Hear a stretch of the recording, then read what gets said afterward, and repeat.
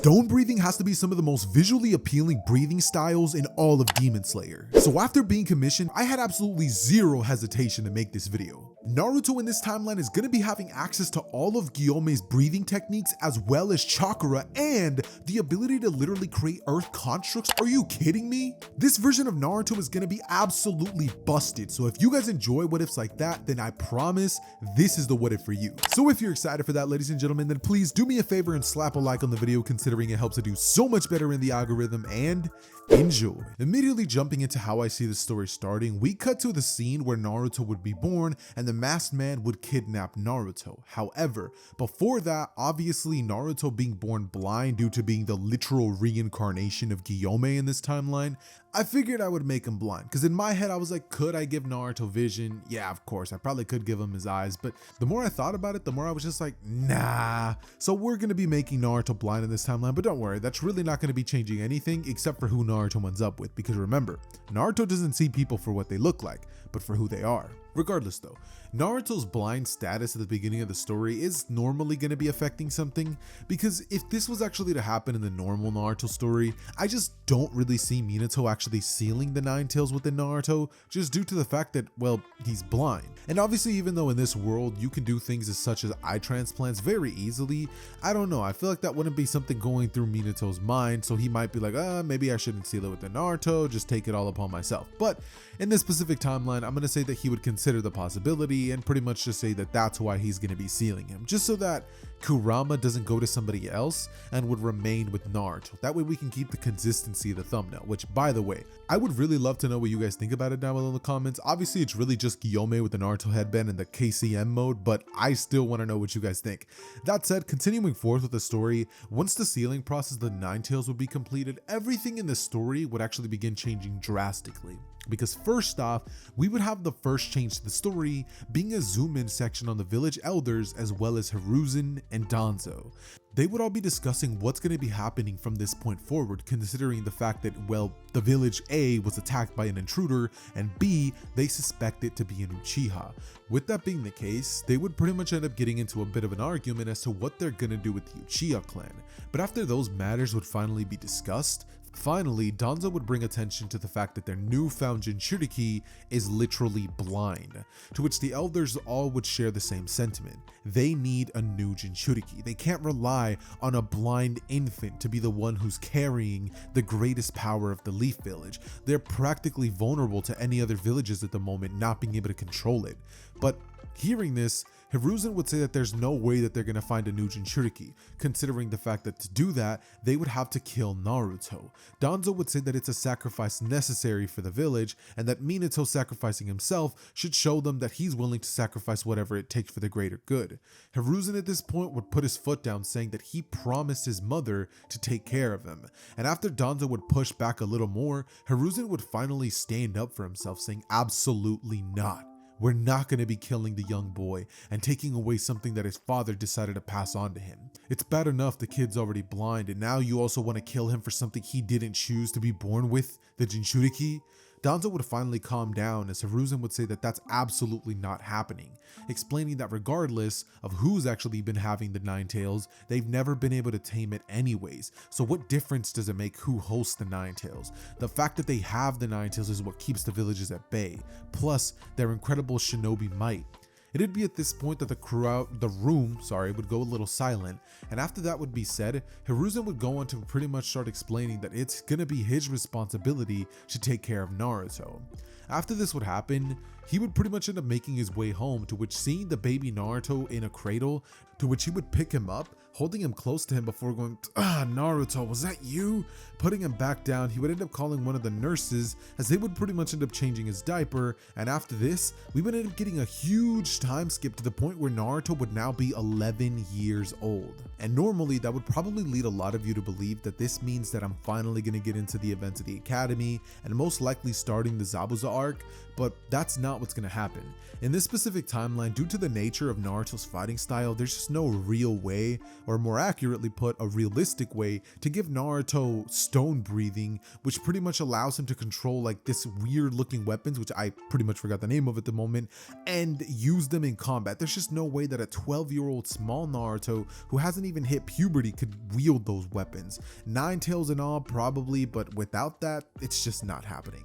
So we're going to be upscaling the characters in this timeline, making it so that everybody would be 16 years old. And to keep story consistency, we're going to be saying that the characters would be just as strong as they would in the original, maybe a bit more physically powerful, and maybe a little bit more faster. But other than that, nothing would really change. So with that being the case, once Naruto would turn 11 years old after having lived most of his life being blind, Naruto obviously would have lived with many difficulties because of his handicap. Naruto would have had a very hard time moving around and just living a day-to-day life. However, one seemingly good thing would come out of it, which is once Naruto would grow, he would eventually start getting used to this, and his senses would quickly begin to grow, being enhanced by the fact that he was seemingly blind on some anime swordsman type timing. Naruto would develop the innate ability to actually sense chakra signatures, so Naruto could actually feel people's presences nearby, and being blind so long, Naruto would have learned to sense people's emotions and kind of have a feel for where things are. Even though Naruto can't technically see by normal standards, he kind of had a way to move around, so it's not like Naruto's gonna be some bumbling, helpless dude who's actually blind. That said, by the time that Naruto reaches the age of 11, never having properly trained, Naruto would be a bit of a scrawny kid, very tall and lanky, when he would decide that he's done being weak. He's done being a liability to everybody that he comes in contact with. He will become strong. And it'd be around this point in the story where Naruto would actually decide that he wants to start training so that people are less inclined to try to bully him or name call him or something. Naruto from that day forth would begin the grueling training the Hashira would have underput everybody on in the Demon Slayer timeline. That said, his strength would greatly exponentially begin to increase, and Naruto would start figuring out the inner workings to breathing styles, an ability that essentially allows him to enhance his strength, speed, as well as his stamina. But because Naruto would barely begin understanding how this works and the fact that he doesn't have anybody to properly teach him, don't think that Naruto's going to be getting full-on stone breathing yet. In fact, he's barely going to get breathing at all, in the sense that he's not going to have a style, but simply sort of learn how to understand how to use the basics, the very, very basics of it by the time that he would take the bell test. Which would actually be soon, considering that on Naruto's 12th birthday, or let's say 13th, Naruto would finally be told the truth about his parents, his lineage, and who his father was. Naruto would be told by Hiruzen that his dad was Minato Namikaze, with his mother being Kushina Uzumaki. Him telling him all these things would stun Naruto, who, realizing that his father was the fourth, would be stunned. He would ask, then why was he born blind? With Hiruzen going on to explain that he doesn't know, maybe it was just bad luck or a bad reincarnation, but whatever the case may be, Naruto is their son and he should take pride in that. Naruto, learning the fact that he was the son of the fourth himself, would begin to undergo newfound determination in order to grow stronger and not limit himself due to the fact that he can't see. Naruto from that day forth would decide that he was going to be using his limitation as an advantage in some way, shape, and form. And so, from that day forth, Naruto would begin training even harder than before, ramping up his training to the point that he would gain some incredible muscular structure and would begin to learn his very own taijutsu combat style. This would suit Naruto's tankier, large, muscular nature, because at this point Naruto would be about 16 years old. The time skip would finally be over, and after all that time would have passed, Naruto would have essentially have been training that entire time in order to not be left behind by the people who were currently graduating the academy, the same class that normally Naruto would have been a part of. However, due to him being blind, he would have never actually taken part of these classes due to the limitations that Hiruzen saw in Naruto. So Naruto, over the course of the ages of 11 to 16, would have pretty much used all of his time to pretty much train. Every single day, moving large boulders, standing under waterfalls, similar to what Naruto would have done, and all in all just practicing different fighting skills. Also, using his breathing in order to concentrate and enhance his abilities, which work similarly to the ones that they have in Demon Slayer. That said, by the time that this would take place, Naruto would finally feel as though he was ready in order to try to tell Hiruzen that he would like to become a ninja. We would get a scene of Naruto entering Hiruzen's office as Naruto would ask Hiruzen if he has a second to talk. Hiruzen would nod and Naruto would enter the room asking Hiruzen if he could give him permission to become a full-on shinobi and serve the village just like his father did. Hiruzen hearing this would be stunned at the revelation that Naruto wants to seemingly do that. He would ask Naruto what could have possibly brought this about, as Naruto would explain that he knows he trains practically every day. Hiruzen would say he knows, but last he asked him why, he did it for different reasons. Naruto would tell Hiruzen that ever since he found out about his father, he's felt as though his talents have been going to waste, and wanting to serve the village like his father, he's been training extra hard in order to become competent enough to not hold the team back on a mission. He would tell Hiruzen that he could even prove it to him. Whatever test he would like him to pass, he can do it.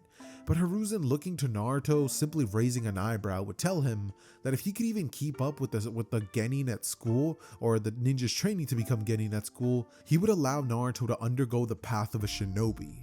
So Naruto, hearing that, would nod at Hiruzen, pretty much telling him that he accepts the challenge. He would tell him that he promises that if he can't keep up with them for a single week, then he'll give up on all his dreams, and he'll return to his normal day-to-day life, continuing his training as usual.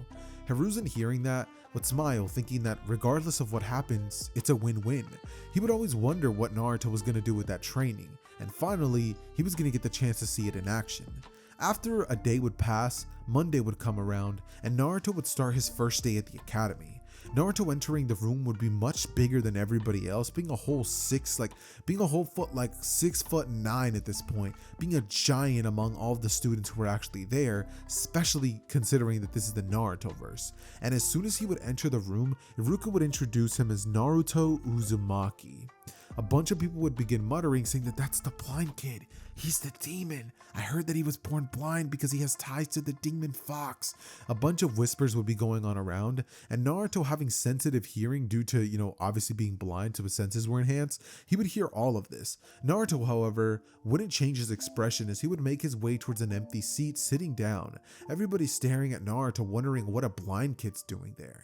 But as time would pass, people would kind of forget about Naruto, and the second day of Naruto's arrival at the class, Iruka would end up pairing all of the students in order to do a bit of a combat training session. This via special order of Hiruzen, trying to see where Naruto would stack up against his classmates. So Iruka, seeing that Naruto was nothing but a mere blind kid, deciding that he doesn't exactly want to get the kid killed, would actually have Naruto face off against Choji in a 1v1 spar, similar to what would have happened with Naruto and Sasuke, but obviously at the age of 16. That said, as both contestants would get closer to each other, Naruto, looking towards Choji, would smile, saying good luck, as Choji would say, you sure you want to fight me, Naruto? I mean, at the end of the day, you're blind. But Naruto, turning towards Choji, would tell him to promise him not to hold anything back. So Choji, hearing that, would gulp as he would pretty much tighten his fist and think, alright, well, you asked for it. He would rush in towards the direction of Naruto, throwing a punch, with Naruto dodging out of the way and redirecting him towards a different direction. Choji would be stunned, and so would everybody else, who's like, what? How was he able to dodge? Shouldn't he be blind? But Naruto would pretty much end up doing the come at me sign at Choji, to which Choji, seeing this, realizing that Naruto's no weakling, would rush in once more. Trying to attack Naruto, Naruto would parry him before finally punching him in the gut, sending him back. This would leave Choji out of breath, as looking up at Naruto, he would ask where this monstrous strength is coming from, in his head, obviously, not out loud.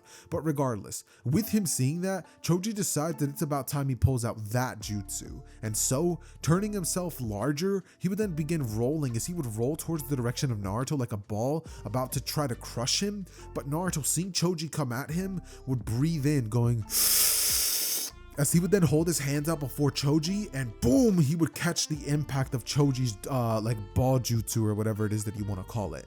Catching Choji, this would stun Iruka and everybody else, as eventually Naruto, holding him back, would plant his feet firmly to the ground, and Choji would stop spinning. Naruto at this point would pin Choji to the ground, being declared the winner, with everybody watching in shock, even Sasuke being like, what? He was able to avoid that with his bare hands? People seeing this display of Naruto would realize that that's the reason he's here, with some of them whispering that it must be that monstrous demonic strength. But regardless, Naruto ignores all of that, and not caring about what the people around him were actually saying, Naruto would pretty much end up nodding and bowing towards the direction of Choji, thanking him for truly going all out on him. After this would happen, Hiruzen, hearing about the altercation between himself and Choji and how well Naruto's performing, would end up inevitably telling Naruto that he's proud of him, that he's actually ready to join the academy, and if anything, he already knows what team he'll be joining. Naruto would thank Hiruzen, as Hiruzen would tell Naruto to make him proud, but to be careful, understanding that being blind does come with limitations, so he needs to understand what he can and cannot do, as well as being ready if the time would ever come that Naruto needs to exercise his judgment and do whatever needs to be done. Naruto would nod at Hiruzen once more as he would bow down, walking out of the area, treating Hiruzen with the utmost respect. After all, Hiruzen's the man responsible for raising Naruto most of his life, and in this timeline, he never would have been left to live by his own, considering the fact that Naruto was kind of blind. That'd be kind of messed up to go throw a 4-year-old into his own apartment with spoiled milk and ramen at 4. Who's also blind. So yeah, Hiruzen has a bit of a heart in this timeline. That said, with Naruto officially joining the academy, about a month would go by, and with time passing, Naruto would grow in his taijutsu skills and chakra control abilities. Naruto in this timeline would even be able to access stuff like the clone jutsu, never actually learning the multi-shadow clone jutsu because he doesn't steal the scroll. In this timeline, Naruto has no need to listen to somebody like Mizuki or even believe him if he was to lie to him about the nature of another test, just because Naruto's all his life had to kind of read the room without having access to his eyes or seeing people's face. So understanding people's intent would be something that naturally came along with blindness. Naruto doing this would either A, never be approached by Mizuki because he would pass, or B, he would try to approach him, to which Naruto would snitch. But regardless of what path you want to take, Mizuki's not going to be getting the scroll, and there's no way in this world that he's going to be leaving the village. That said, eventually everybody would be placed on their own teams, and Naruto would still be placed on Team Kakashi. He would eventually arrive to the classroom a bit late, but Naruto, being the character that he is, just straight up doesn't care. Sitting down, Naruto would practically be praying, similar to what Gyome constantly does, and once Kakashi would end up calling his attention, Naruto would immediately react, following his directions without saying a thing. Once they're up on the rooftop, everybody would start giving their own goals and their likes and dislikes, but when it comes to Naruto, he would end up saying that his goal is to become a splendid shinobi, saying that his likes are basic, consisting of training and ramen, as when it comes to the things that he dislikes, Naruto would simply say he doesn't like the evil in the world.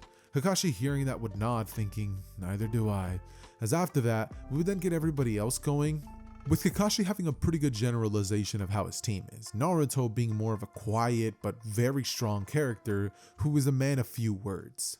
And judging from the fact that he hates the evil in the world, he could probably bet that Naruto might be a bit of a gentle giant, standing even more large than Kakashi himself, seeming to be like he could possibly even be the sensei of this group. But regardless, Kakashi would eventually explain to them that though they have been placed on Team 7, they're not officially Genin, explaining to the team that for that, they're going to be needing to pass a test to join his team. He would explain to them that tomorrow, they're going to be needing to meet him at this location and not to eat, prefacing that if they do, they'll puke it out.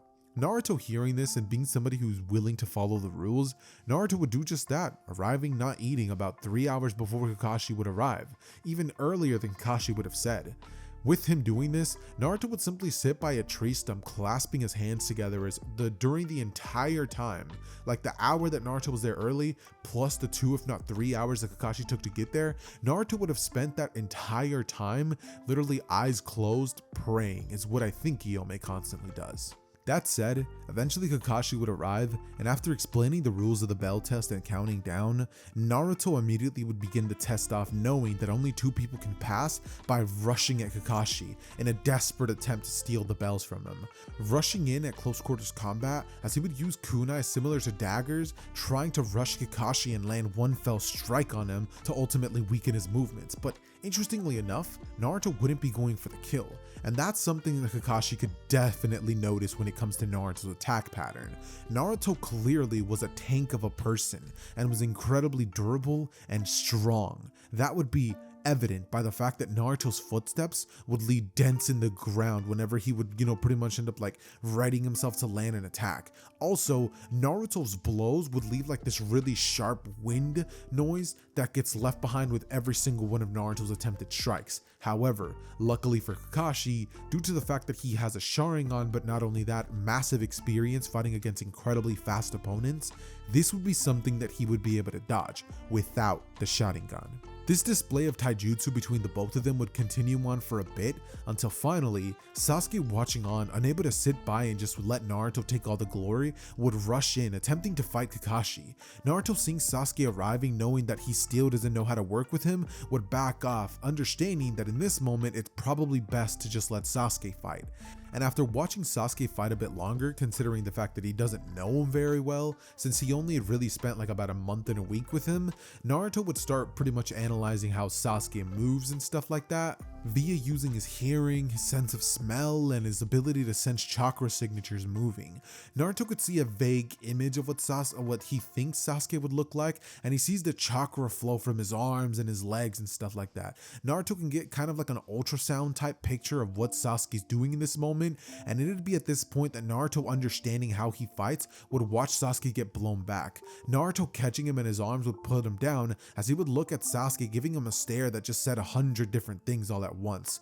Maybe it could have been work with me, or let's work together, or let's do this, or whatever, but Sasuke understood what Naruto was saying. Him not having any set like stance on how he feels about Naruto would decide that because he knows he's pretty strong, he would work with him. So instantly the two of them would create a clan, which would be a pretty simple one, consisting of Naruto rushing in as a tank, trying to serve as a distraction, with Sasuke being the speedy one of the two, obviously not faster than Naruto at full throttle, but regardless, being a very quick person regardless. He would be the one who is essentially trying to get the bells. Unfortunately for them, however, this would not work, with Kakashi being able to dodge this last second and actually thinking that that was a pretty good technique. However, Naruto, seeing that Sasuke had failed, not wanting to lose this opportunity, being so close to the bells he could taste it, Naruto would breathe in as his speed would increase for a moment, long enough to shock Kakashi, who wasn't expecting a different gear of speed from Naruto. He would grab at one of the bells and narrowly rip it off of Kakashi's waist.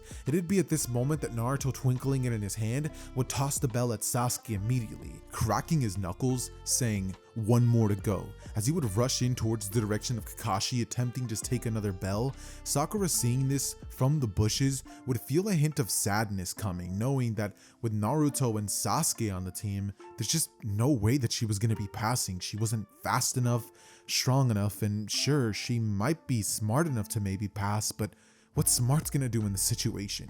She couldn't create a plan to defeat a Jonin sensei. She lost, she would think. And now Sasuke was...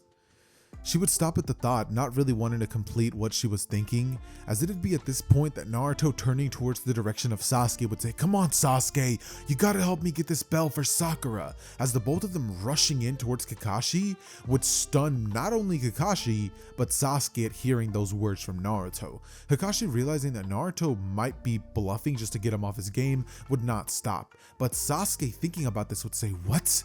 He really intends to take the bell for Sakura?"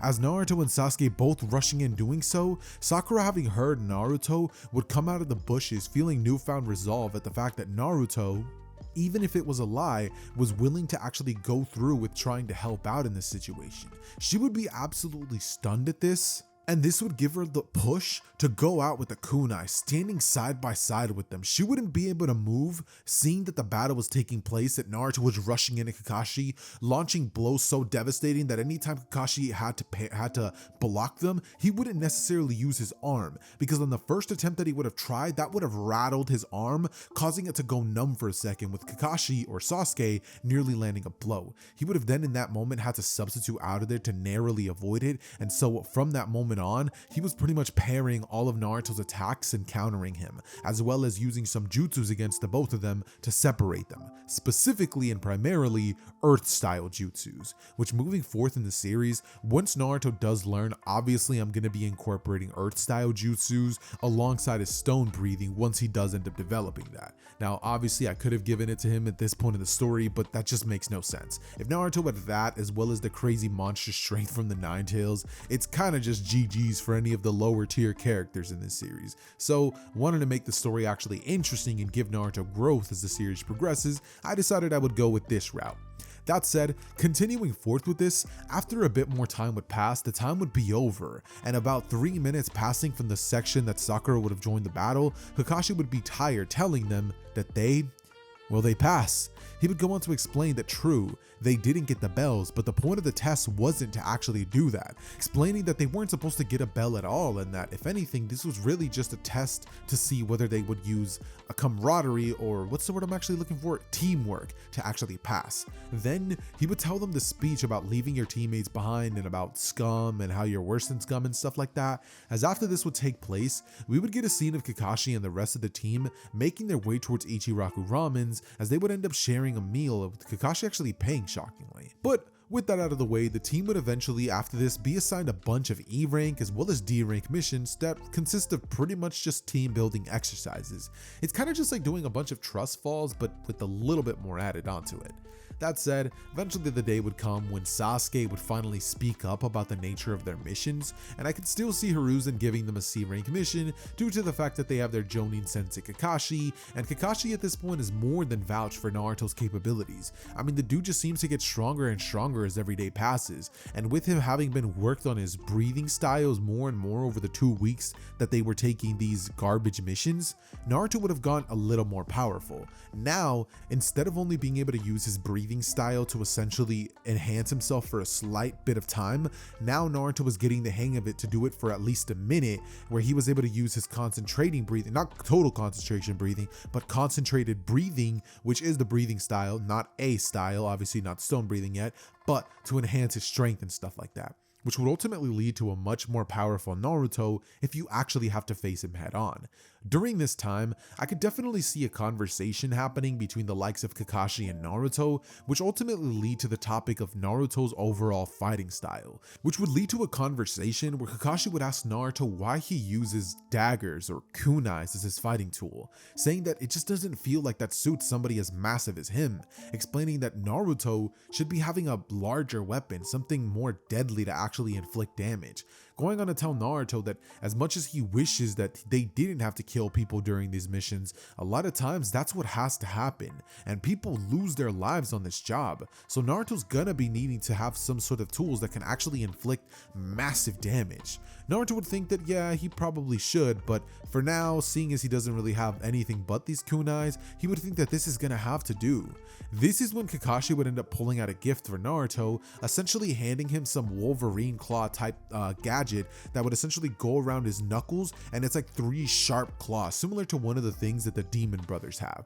That said, the day would finally come when they would find themselves at the village gates, and they would begin their journey to the land of the waves, immediately beginning with Sakura trying to make some conversation between the team and kind of just being shot down by Sasuke. Naruto would give some vague, simple answers, not being the talkative kind, as eventually minutes into it, they would end up being rushed by 2 Chunin ranked demon brothers, who lunging at the direction of them would try to kill Kakashi, who would end up substituting out of the way with a log, and finally, with that being the case, as they would shoot towards Sasuke throwing a shuriken at the direction of the demon brothers would end up catching their chain on a tree, as both of them being stuck for an instant. Sasuke at this point would lunge at one of the brothers, as he would end up landing that iconic Sasuke kick, to which Naruto, seeing this, rushing in towards the direction of one of them trying to help him out, would punch him square in the stomach. This would cause his eyes to roll back into his head, as his entire breath would be shot out of his lungs. He would crash into the tree completely unconscious, at minimum for days,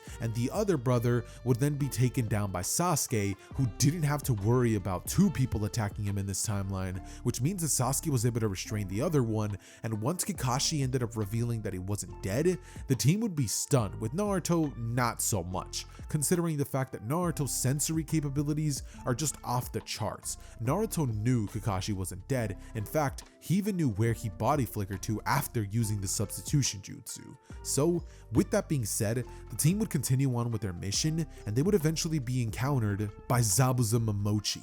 the demon of the mist. The second that this thick fog would appear, Naruto would end up actually being able to know where Zabuza was. Considering he can't see, his vision or his sensory capabilities don't depend at all on what he could see. So this mist doesn't affect him at all. And while Zabuza would be trying to aura farm by using the mist to cover himself, it just wouldn't work. Naruto would actually be able to keep up with Zabuza and nearly land a blow on Zabuza that would have proved to be fatal. But fortunately for the Swordsman of the Mist, he would narrowly dodge out of the way, then being attacked by Kakashi, which would lead to their usual battle that happens in canon.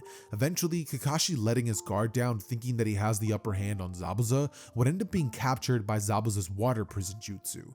But in this timeline, instead of Zabuza starting to act high and mighty as well as cocky with this, he knowing that Naruto was a monster since he had faced him for just a couple of seconds, would not drop his guard. Creating tons of water clones, they would rush towards the direction of the team, trying to single-handedly target Naruto. However, Sasuke coming in with a fireball jutsu unafraid of the moment would end up destroying 3 clones, as Naruto and Sasuke both looking at each other would nod, rushing in at the rest of the clones, with Naruto using his claw to tear into them and destroy them. Water would begin dispersing everywhere as the clones falling onto the ground would lead Naruto and Sasuke to rush. They would intertwine, rushing towards the direction of Zabuza, as Naruto, leaping up into the air, would lunge at him using his breathing style for just a second to rush at Zabuza, to which he was about to slash at him.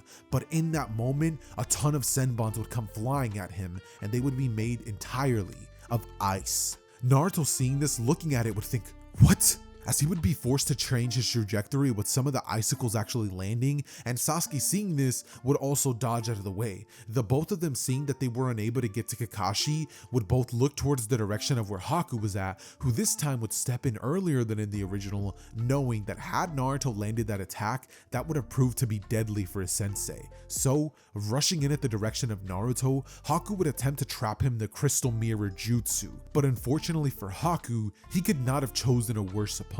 Somebody like Naruto was literally the perfect counter, because since we saw OG Naruto, with the power of the Nine Tails obviously, shatter through a mirror and punch Haku, there's just no way that this version of Naruto, who has monstrous Gyome strength, amped by chakra and breathing style, obviously not Kurama's chakra because he's not mad, would be able to more than easily enough shatter one of the mirrors and just break it with his fist. This would stun Haku, who would begin flying from mirror to mirror, deciding that his best course of action would be to kill Naruto immediately. Would throw multiple senbon at him, this time never having had the encounter with Naruto that he would have in the original, and being on the job for much more years than in canon, making him a little bit more jaded and darker. This means that Zabuza is also a bit more powerful, and so is Kakashi, but regardless. That said, Naruto, as he sees all these senbon come flying at him, Naruto almost in slow motion would breathe in as his foot would crack the floor, and boom,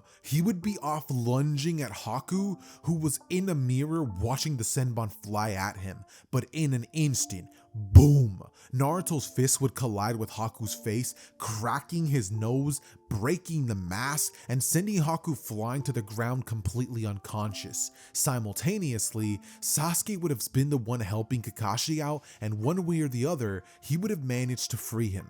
This would have led to the original battle between Kakashi and Zabuza, and with Naruto having used this and obviously taken some of the senbon needles, Naruto would feel a bit drained from the battle. As he would watch the remainder of the fight between Kakashi and Zabuza, and seeing the way that Zabuza would move his sword, Naruto would begin to imagine himself being the wielder of that blade, thinking that he doesn't exactly mind that idea. So, watching the end of the fight, Naruto would watch as Kakashi would completely outplay Zabuza, much like in the original, as a twinned water dragon jutsu would be sent flying at Zabuza, knocking him out with his sword laying on the ground. And with both Zabuza and Haku taken out in this timeline, I just see no reason why Naruto and Kakashi, both understanding that if they spare them they will just come back, would decide to take their lives in that moment, burying them nearby, as Naruto would pretty much vow to take Zabuza's sword and make the most that he could with it. But obviously Naruto still isn't going to be having the whole cool little like weapon that Gyome has, just because I'm still not there yet. But trust me, this blade is going to be used in order to make Naruto stronger and lead us to that situation where Naruto finds that weapon with the chain and like the axe and the like a really big wrecking ball with the spikes on it. It's gonna come, and it's gonna happen with the blade. So just you know, be patient with me. Anyways though, Continuing forth with the story, after they would be taken care of, the rest of the threats to the arc would consist of Gato and his henchmen.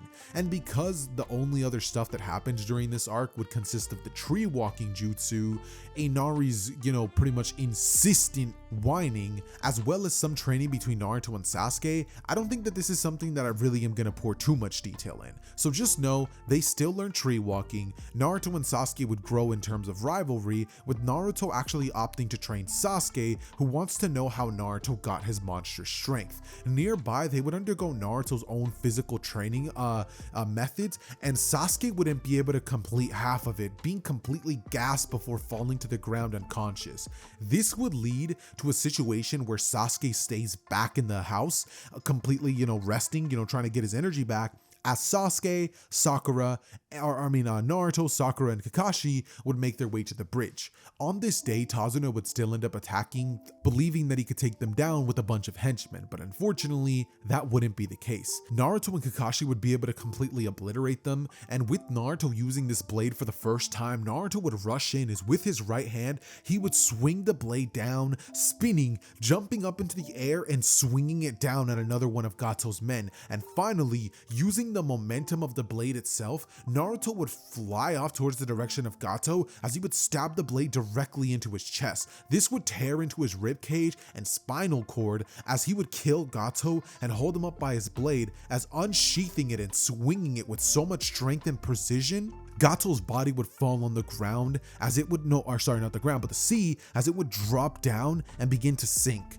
Naruto in this moment would wipe off the blood off of the blade, as Sasuke in this timeline would have been the one to remain back at the house. So this means that he'd be the one to protect Inari and Tsunade, and with that being the case, the arc would finish, with Tazuna in this timeline still naming the bridge the Great Naruto Bridge. That said, Team 7 would return back to Konoha, debriefing Hiruzen on everything that would have went down, and we would then get Kakashi telling the team about the Chunin exams. Once the team would hear about the Chunin exams, all of them would immediately agree to taking part in this, as we would get a full 1 week period in which during this time the team would all train on different aspects of their abilities. However, during this 1 week, I can see Sasuke actually going to Kakashi in search of personal training, and the reason for that is because, unlike in the original, because Naruto was there and was able to help with the fight against Zabuza and Haku and all that stuff, Sasuke was never pushed beyond his limits, forcing him to awaken his Sharingan. So because of that, this training would all essentially consist of very intense training to get Sasuke to not only awaken the Sharingan, but to start understanding its functions, and who better to train Sasuke than Kakashi, the copy ninja himself. During this time, obviously Naruto would continue working on his hand-to-hand combat prowess, his breathing style that he's starting to pretty much develop by himself, as well as his kenjutsu. Mind you, what that word pretty much just means is the Naruto version of saying fighting with a sword. That's all it is. Regardless though, with that being the case, Naruto would end up getting pretty decently good at using the Executioner's Blade, but Naruto would notice one fatal flaw with it. It still kind of just adds to the whole clunky fighter that he is. He's still not a speed type, he's more of like a close range combat tank with insane strength that with one slash of the sword could easily tear any opponent in two. But when it comes to something like the Chunin exams, Naruto would begin to think to himself that maybe fighting with a sword would probably not be his best option, considering that what would happen if he has to face off against Sasuke or somebody else that he's very close with, or even one of his classmates in the academy. Naruto, upon realizing the ramifications of this reality, would start to understand that he needs to start thinking about the fighting style that he's going to be using against foes and the fighting style that he's going to be using against allies. Because could you just imagine Naruto developing his stone breathing techniques, going into his match against Neji and straight up destroying his head? Gyome's fighting style is obviously meant to kill demons, so that's the goal, but just imagine that the dude goes into a battle against a leaf shinobi who the battle's not even to the death, and then third form and a gigantic spiked ball literally just decapitates Neji. I'm not sure why, but a part of me believes that maybe that's not exactly going to be flying in the Chunin exams. So if we apply the same logic to Naruto using the Executioner's Blade, the same thing's pretty much going to be happening. He's going to be having an extremely tough time facing off against allies from the Hidden Leaf Village and just cutting them in half. So during this time period, Naruto would mainly focus on ways that he could defeat his opponents with nothing but his bare hands, which obviously is still going to feel like a truck hitting you. But hey, that's still much better than getting either cut in half or your head literally blown off of your body. That said, eventually the week would be over and time for action would finally begin. We would start everything off with the Chunin exams, with Rock Lee approaching the team, trying to challenge Sasuke to a fight, who this time would still be the Rookie of the Year. With that said, Lee would still challenge Sasuke, and throwing a fast kick at his direction, Naruto, sensing this intent before it happened, would catch the kick, as Sasuke asked Naruto what the heck he thinks he's doing. Naruto at this point would step between the both of them and essentially tell Lee that he's not going to be fighting him or injuring his teammate before the exams can even begin. Lee, hearing this and seeing that Naruto was able to catch his kick practically at like full force, would be stunned at this, as he would say, "I guess I understand. Well, I will be seeing you during the exams," as he would pretty much walk away with him thinking, who is that? It'd be at this point that Sasuke would look at Naruto saying, "Why did you stop that fight, Naruto?" As Naruto, looking to Sasuke, would bluntly tell Sasuke, "Because you would have lost." Sasuke, hearing that, would instantly get triggered at the prospect of him thinking that he could lose to someone that looks like that. But the more that he would think about it, the more he would realize that that kick that Lee had thrown at him, he couldn't even register was coming at his direction. But Naruto, with one arm no less, was able to catch it and redirect the kick in a different direction, even pushing that shinobi away. Sasuke would get pissed at the fact that he knows that there's a wide power gap between himself and Naruto. And with that being the case, the students would all make their way towards the Chunin exams examination section, where they would all take the written exam, with Naruto taking it in a bit of an unorthodox way. He'd be like in the corner of the room with someone reading him the questions. They'd be like, "Alright, in this scenario, what should you do as a shinobi?" Then there'd be like some sort of like math questions and stuff like that. And ultimately, Naruto, being a pretty smart character, would actually be able to answer most of them. Obviously not all of them, because he's not a genius, but he does well enough to get a solid 70% on the test. That said, once everything would be said and done and the final question would come around, Naruto would remain seated as he would wait the question, and as everybody else would be leaving, the test proctor would end up telling them that that was the test. It was the guts to continue even though the chance of failure existed. After this happens, Anko ends up crashing in through the window, as she would ask the proctor why in the heck he went so easy on these brats this year, with there being more participants than usual. That said, the rules would be explained to them about the scroll and stuff like that, and how they need to go take another team scroll and then report to the Chunin Tower, where they're going to be awaiting their next exam. But once that's said, Team 7 would end up making their way towards the forest, to which Naruto would suggest the idea that they should probably just go towards the center near the tower and just hunt somebody who has the scroll once they get it. Sasuke would bring up the fact that it's not that good of an idea, considering the fact that most other teams would probably have that same idea. Naruto, turning towards Sasuke, would say that he was very willing to fight that boy before the test started, so why should things change now? Sakura, looking towards the direction of Naruto a bit nervously, would say, "Yeah, but..." As Sasuke would say, "He's right, Sakura. Let's go." Silence would end up pretty much filling the area as they would make their way towards the direction of the tower, but as they would get closer and closer, a feeling of uneasiness would begin to overtake Naruto. It'd be in this moment that a couple of minutes would pass and Naruto would stop the team. He would say, "Wait." Everybody would stop for a second, and in just a few moments, a ninja would arrive in front of them. Licking his tooth as taking off this weird little straw hat, would end up placing it on the ground, essentially staring daggers at Sasuke as he would lick his lips as if he wants to take his body or something. I don't know why that would be. But anyways, Naruto, turning towards the direction of the Genin, would ask what he wants, as the Genin would inch closer, saying that he just wants their scroll. Naruto, however, would take a step back, as drawing the executioner blade, Naruto would say, "You're lying," to which Orochimaru would smile, saying, "How did you know?" And Naruto would say, "You're after one of my teammates, aren't you?" It'd be at this moment that Naruto, recognizing what's happening between them here, would end up slamming his hand on the ground, as he would say, "Earth style, giant mud wall jutsu," as a gigantic wall of mud would end up separating them and Naruto and Orochimaru. This would lead Naruto to aiming his blade at his direction, as he would tell him that if he wants to get to them, he has to go through him first.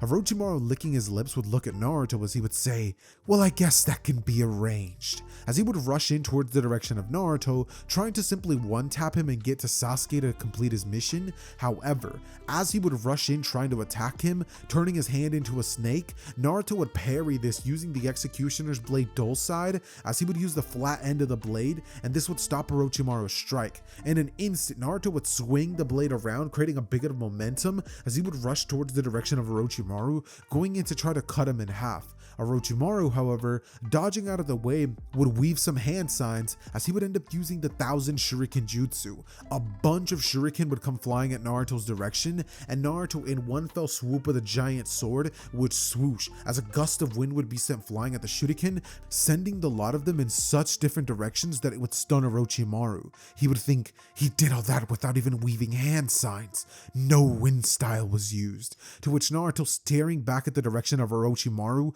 would begin weaving some hand signs as he would say, Earth style, mud clone jutsu.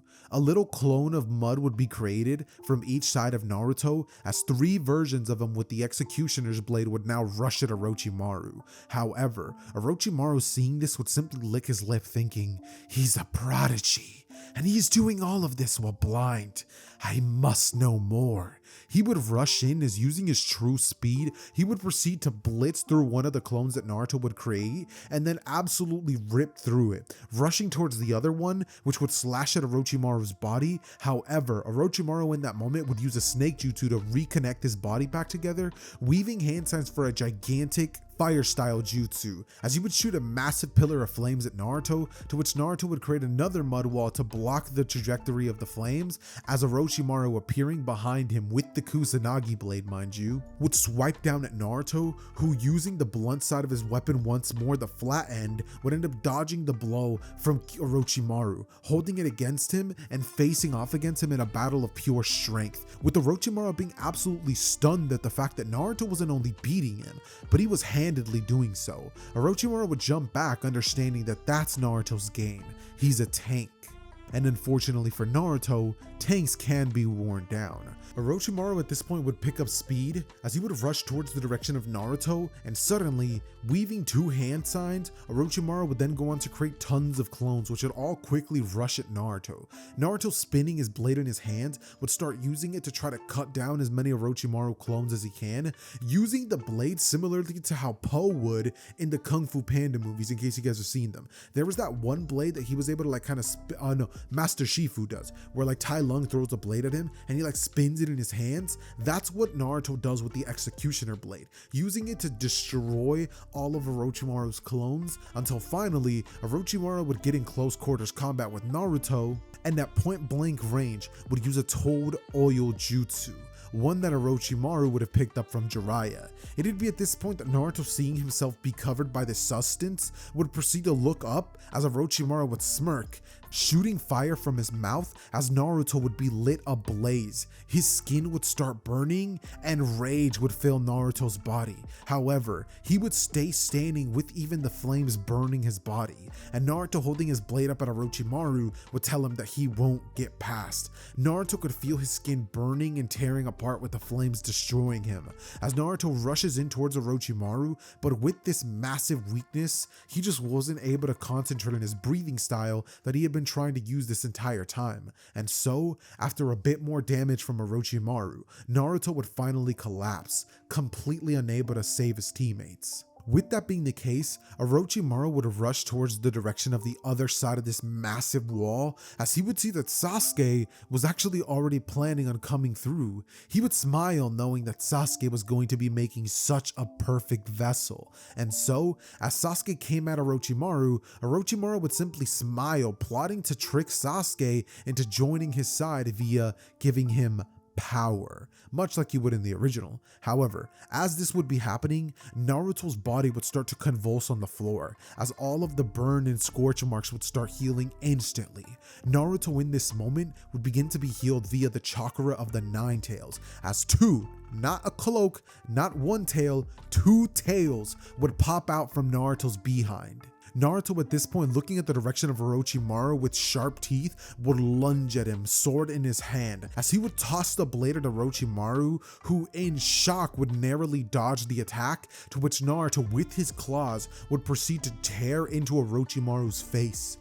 This attack would land, and Orochimaru's face being cut would reveal his true nature. White skin and purple eyeliner would cover Orochimaru as Naruto would continue attacking viciously. However, Orochimaru would be able to substitute out of there or use the body flicker to gain some distance as Naruto rushes back in, not using his breathing style, mind you, because Naruto was having a very hard time controlling himself in this state, which he's actually able to do only because of the fact that Naruto meditates all the time and is in perfect standing with his mind and his body dang near, doing all the crazy training that he does and doing a whole lot of like on some Buddha like Nirvana type time and stuff, you know? That said, Naruto rushing in towards the direction of Orochimaru would eventually land a blow so powerful that it seems as though Orochimaru's head would fall clean off. However, Naruto's sensory abilities not wavering in this moment, knowing that the battle's not over, would rush towards the direction of another tree. As kicking it, the entire tree would be sent flying towards another two, smashing into them as they would all fall down. Naruto would stare at Orochimaru, who had substituted there to avoid Naruto's blow, and as Naruto saw Orochimaru there, he would rush in to finally finish the job. However, on some moves on type timing, being terrified of Yoriichi, he would end up running away. And Naruto seeing this happen, finally having all of the adrenaline rushing out of his system, Naruto would fall to the ground unconscious in front of Sasuke with a smile on his face. It'd be at this point that Sasuke, taking Naruto on his shoulder, would end up carrying him towards a nearby cave, seeing as the dude was incredibly heavy. There, Sakura and Sasuke would attempt to nurse him back to health, as Sasuke would sit at the foot of the cave, kind of sitting there on some ore farming type timing, one knee with his hand on top of it, you know, like covering his face and like looking outward, just being like, oh, nobody better come try to hurt us, you know? Like, I don't know, I don't know if you guys get the picture that I'm trying to paint, but hopefully you do. But regardless, eventually the sound Genin would finally end up arriving, seeing as, you know, that kind of does happen. And what I can actually see happening in this timeline is because Sasuke doesn't have the curse mark, he and Rock Lee are going to both be facing off against all three of the sound Genin, and it's going to be a high difficulty to mid-high difficulty fight, where during the match, both of them are definitely going to be getting their fair share of injuries, but due to the fact that Sasuke was not weakened by the curse mark or amped by the curse mark, the battle would be a pretty decent one. Regardless, after this would happen, the team would make their way towards the Chunin exams tower, and arriving there, they would be told that shortly after this, the 1v1 preliminary matches were going to begin. Naruto would be first up, facing off against Kiba, who facing towards the direction of Naruto would say, "Huh, look at that Akamaru, they gave us the blind kid, guess they must have thought we were weak or something." He would say, "Akamaru, base transformation," as Akamaru would transform into Kiba himself, and the two of them instantly would attempt to use the Fang over Fang technique. However, Naruto taking the Executioner blade and swiping at the air as hard as he possibly could would create a massive gust of wind, which would actually push both Kiba and Akamaru back. Naruto, seeing that that was enough to create that much impact on them, would stab the blade into the ground, opting not to use it for this match, as he would use a breathing technique that he was barely starting to get the hang of to rush towards the direction of Kiba, landing a literal 1-inch punch on him. He'd be there, and the next thing Kiba knows, all the air in his stomach would be knocked out of him, as Naruto would have hit him, and doom! In an instant, Kiba would be sent flying into the walls of concrete that were laying the foundations of the arena. Kiba would literally have to be taken away in a stretcher, completely knocked out, and Akamaru, looking at Naruto, would start barking a storm at this dude. However, Naruto, not caring about Akamaru, would simply walk off, as he would feel bad about the fact that he might have taken this a bit too far. However, with that being the case, the rest of the battles would happen like they do in the original, and the same layout for all of the battles we have in the finals are still going to happen. After this, the ninjas would begin their 1-month training time skip, and during this time, I could see Naruto easily reflecting on his battle against Orochimaru, understanding that yes, Naruto is incredibly powerful and tanky. However, his speed was the one thing that gave Orochimaru the leg up, and fighting with a clunky sword wasn't exactly helping Naruto out to ease up on that. Sure, Naruto could do some speed training, but him using a sword in combat situations just wasn't the best option for him. Sure, he could use the thing as if it was a normal katana, but still, there has to be a more effective way to fight. And as Naruto would ponder this, thinking of maybe different techniques or ways that he could potentially use the sword, Naruto would decide that maybe just opting to not use the sword would probably be the best option. So Naruto, making his way towards Konoha's weapon shop, would arrive to the store, and opening the door, you would hear the jingle of a doorbell sound once like somebody walks into a store, and Naruto, looking towards the direction of the counter, would see none other than Tenten. She would say, "Naruto, it's you," as he would look at her and ask what her name is. She would go on to say that she was taking part of the Chunin exams as well, with Naruto saying, "Oh right, you're part of that boy's team," and she would nod, saying that yeah, she is. She would ask, "So what brings you in?" And Naruto, looking towards her, would go on to answer her question by saying that he's looking for a more effective weapon, saying that this one wasn't exactly doing the job. Tenten, looking at the executioner's blade, would say, "I didn't believe it during the exams, but it's true, you really do have the executioner's blade." Naruto would say of course he does, as Tenten, seeing this, would end up asking Naruto why in the world he would want to trade this for anything else in the world, as Naruto would pretty much end up asking her if she could please help him find a weapon. And it'd be at this moment that Naruto would browse the shelves, trying to find a new perfect weapon. Tenten would say, "What about these?" handing him two big old daggers. Naruto, seeing this, would end up saying that his thing that he was trying to avoid was close range combat weapons, as Tenten, showing Naruto a weapon that she actually would be able to use, would show him a kunai attached to a string, and on the other side would be a metal ball. Naruto, seeing this and holding it for a second, would think that the concept is cool, as Naruto at this point would end up essentially asking Tenten if there was a better version of this, as Tenten would say that there is, but it just hasn't sold. Nobody was actually able to wield this thing. She would end up bringing out this rusty looking like iron thing that looks exactly like the tools that Gyome would use in the Demon Slayer verse. She would show him a spiked flail and an axe with a chain, and obviously it's not made of Nichirin, but it is made of like very, very sturdy iron. Naruto, seeing this, would feel heavy weight behind it, as Naruto would smile, thinking that this might just be it.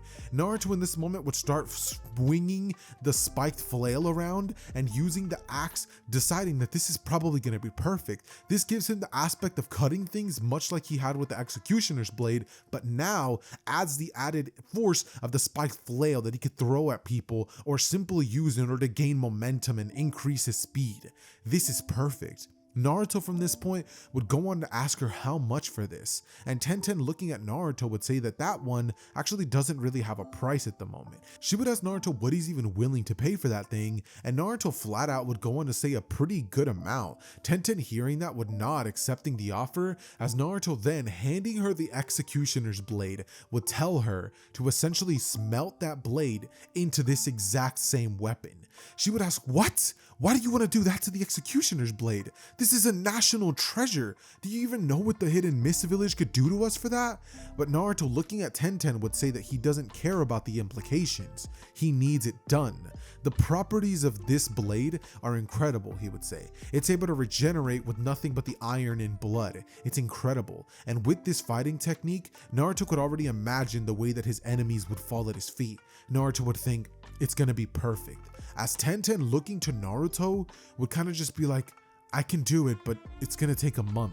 Naruto, hearing that, would think, perfect, as he would leave the store with his new weapon, and the new one was shortly on its way.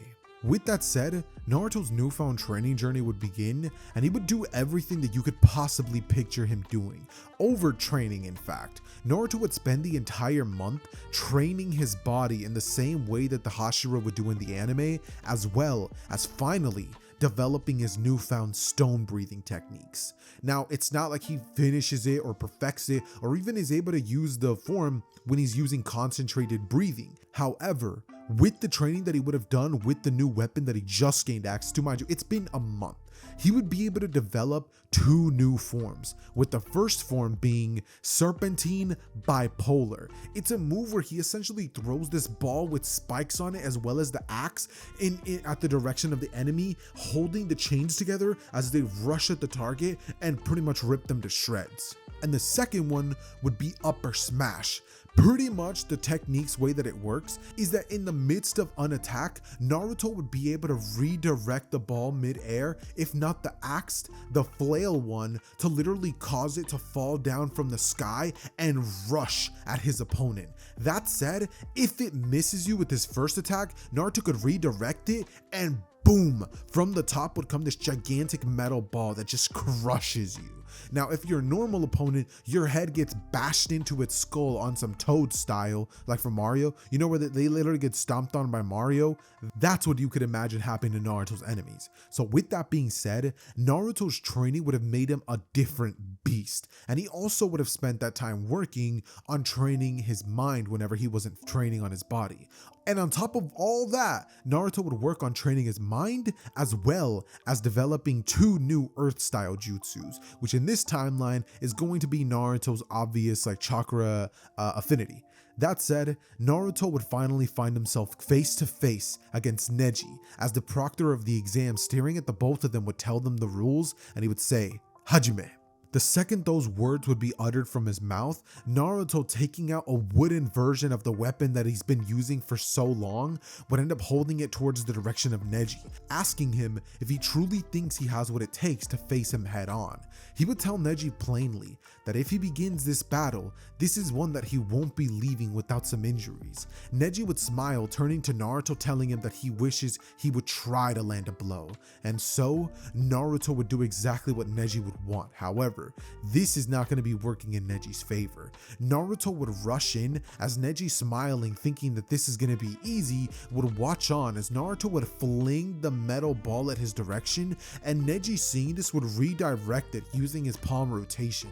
Neji at this point would smirk, but looking down at his hand, he could see that he had taken damage, and the craziest part was that it was due to the momentum, not because of the object itself. That thing was incredibly potent, and it nearly ripped his hand apart. In this moment, Naruto would pull the ball right back towards his direction, catching it in his hand, as he would catch it firmly gripping it, asking Neji if he reconsiders his earlier statement. But Neji, standing tall, would turn to Naruto, telling him that he doesn't in the slightest. He would then rush in towards the direction of Naruto, trying to get him in range to use the 64 palm jutsu, but Naruto, knowing that Neji was about to come face him, would begin spinning the ball all around him, as he would tell Neji to stay back. Neji, realizing that there's no way he could actually get close to Naruto, would allow Naruto to build up enough momentum to actually begin to use first form, Serpentine Bipolar. All of a sudden, the axe and a spiked flail would come flying in at Neji's direction, who, using the palm rotation technique, would have been able to stop it. However, Naruto in this moment would end up using his second form, Upper Slash, as the ball would redirect mid-air, coming right back down towards Neji's direction, who would be stunned at the fact that it was coming. Having the 360-degree vision, he would try to once again begin the palm rotation, but his hands were just in no condition, and as the ball would come down, it would hit Neji right on the top of his head, knocking Neji out, as blood would begin pouring out of his nose, mouth, and even ears. The dude would literally start to seizure in front of Naruto, as he would feel bad that the blow had to land, but at the end of the day, he made the decision to fight him, and this was the outcome of anybody who was willing to face Naruto. You had to be prepared to die, even if it was nothing but a simple sparring session. That said, after the battle would be over, Naruto would make his way towards the direction of Sakura, who would congratulate him on his victory.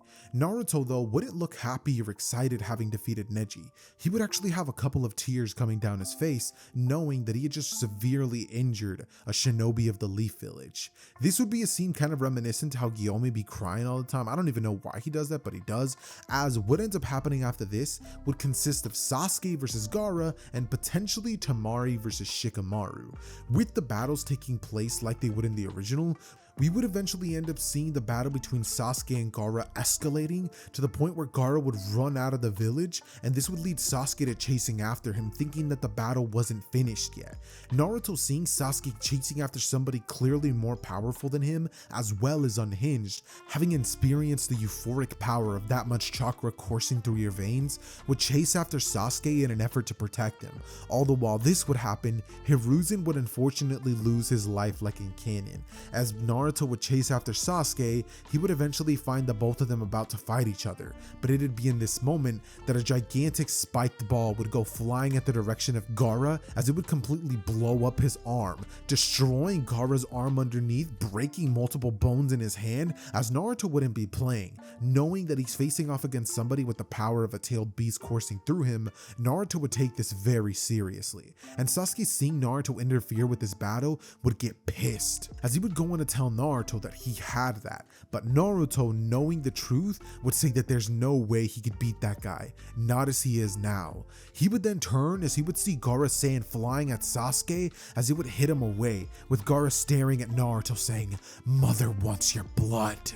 Naruto, hearing this, would look at the direction of Gaara as he would nod, and all of a sudden, both objects would begin spinning in the air as Naruto would throw one towards the direction of Gaara, stunning him, who was completely not prepared for this attack.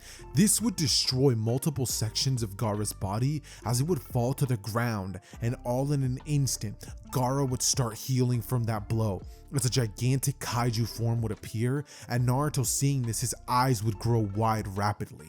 Naruto, understanding that in order to defeat this gigantic beast, he can't rely on anything that he's used to this point, as Naruto, staring at this gigantic demon before him, would simply sigh, breathing in as he would use the first form, Serpentine Bipolar. All of a sudden, both objects would be flung towards the direction of Gaara, and Naruto would begin spinning in the air, as using the power granted to him via stone breathing, Naruto would start to absolutely destroy bits and pieces of Gaara's sand, causing a large amount of it to start falling, until finally, Naruto would end up flinging his gigantic ball with a bunch of spikes on it right at the direction of Gaara. However, before it could actually make full contact with him killing him, Naruto would redirect it by pulling at the chain, as it would cause it to actually hit Gaara with nothing but the chain. This would hit him on the side of the head, knocking Gaara back into consciousness with just enough force to leave him barely awake, as Gaara would snap out of the transformation of Shukaku, and Naruto, making his way towards the direction of Gaara, would watch as a mountain of sand would crumble to the ground with Gaara at the helm of it. Naruto, walking closer to Gaara, would end up asking him what he plans to do after the battle, and Gaara, looking at Naruto, would say, "Why? Why did you spare me? Just kill me already." But Naruto, looking towards him, would say that he knows what it's like to be a Jinchuriki, and that he's not going to be adding more evil to the world. He would tell Gaara to get up, to change his ways, and to never attack the Leaf Village again. After this, he would end up pretty much going to Sasuke's side, who, having been watching this fight, at first would have had his mouth agape, just being like, "What?" But now that the fight was over, staring at Naruto, he would think, just what is he? As the arc would conclude, and we would get Naruto receiving the update that Hiruzen was dead. And shortly after finding this out, it was like Naruto's veins would all pulp out of his body. Naruto, in this moment, would practically start breathing out steam, as rage would fill every pore of his inner being. Naruto, in this moment, would regret the fact that he wasn't able to kill Orochimaru, because if he did, Hiruzen would still be alive. Remember, in this timeline, Hiruzen genuinely bent over backwards for Naruto and made sure he still had a good childhood regardless of the blindness. He never let him live on his own, so the connection that Naruto and Hiruzen had in this timeline would be a lot more affectionate, and Naruto would have held way more love for Hiruzen. Finding this out would absolutely crush Naruto, leading him to spiral down a slippery slope where Naruto just couldn't see himself doing anything but practically praying for like 2 days straight. With that being the case, as Naruto would be sitting there like practically just in the forest where he had always had memories of himself training, Naruto would be sitting there, tears coming out of his eyes, as all of a sudden, 2 men in cloaks would end up arriving. These being Itachi and Kisame, because remember, if Naruto doesn't go on the search for Tsunade, then Itachi and Kisame have no reason not to try to attack Naruto in the Hidden Leaf Village. So, with this being the case and Naruto harboring all this rage, this would have been the worst possible time to try to do something like this to Naruto, who had actually been awake for an entire 2 days, unable to get a wink of sleep. with his body just needing to release all this pent-up anger. The second the two of them would come into range, Naruto, knowing that they don't have good intentions, would send his flail at their direction, as Kisame, trying to dodge it with the shark skin Samehada, would place it in front of him. But literally the second that it would make contact with Naruto's ball, this thing would end up sending Kisame back like 20 meters, who, looking stunned, his face would clearly show that he was not expecting that from Naruto. And as Naruto stood, making his presence far more imposing, being bigger than the lot of them, would end up asking them what business either of them even have there. They would end up telling him that he's coming with them, but Naruto, being blind, would be completely unable to be affected by genjutsu. He would rush in towards the direction of Itachi, beginning to swing his blade back, as Naruto in this moment would have Kisame rushing at him, weaving hand sounds for a water jutsu, would end up shooting tons of sharks towards the direction of Naruto. They would blow up in front of Naruto as he would be sent back a bit, but Naruto, standing there with blood beginning to come down his forehead, would then redirect his blow using the second form upper slash, as this giant flail would come down on Kisame's face. However, before it could, he would smack it away like a baseball, and Naruto, seeing this, spinning the axe in his hand, would rush at the direction of Kisame, trying to cut the dude's head clean off, feeling so much rage in this moment. However, before it could connect, Kisame would counter him using all of the strength that he had at his disposal, with Naruto beginning to push him back. Itachi in this moment, seeing this, would throw flaming shuriken at the direction of Naruto, as Naruto, leaping away, would end up gaining some distance from the both of them. To which Kisame, wiping some blood off of his mouth from the strain that he had to use to actually hold Naruto back, would be shocked at the strength that Naruto was displaying. He would say, "Itachi, this brat's strength is incredible. It far surpasses mine. Be careful." All of a sudden, an Itachi clone would appear behind Naruto, as Naruto attacking it would cause it to blow up in his face. In this moment, Naruto, being caught off guard by that, would have his senses be discombobulated, as Kisame would rush at the direction of Naruto, and Naruto, knowing that it was coming, would use his chain to protect himself from the slash of Kisame's sword. However, in this moment, it would tear in half, as it would tank most of the brunt force of the slash, and as Naruto would be hit into a forest tree, Naruto, crashing into it, still holding onto both ends of the chain and the weapon, would put it together, as wiping some of the blood on his own forehead on it, it would weld back together. And Kisame, seeing this, would grit his teeth, saying, "You bastard, you used the executioner's blade to create that weapon, didn't you?" As stepping before Itachi, he would say, "Itachi, this one's all mine." However, before the battle could fully begin, we would now see Asuma, Kurenai, Kakashi, and Might Guy arriving, to which Itachi, understanding better than anybody else that this was just not an advantageous situation, would end up telling Kisame that it's best to retreat. With Kisame not wanting to, but knowing that Itachi's right, he would end up looking at Naruto, to which he would tell him that the next time they meet, one of them will die. As Naruto, standing tall, would actually be unconscious. The dude had literally fallen unconscious due to the fact that A, he had arrested and he took that much damage. So his body was practically dying to get some sleep, and now it finally had happened.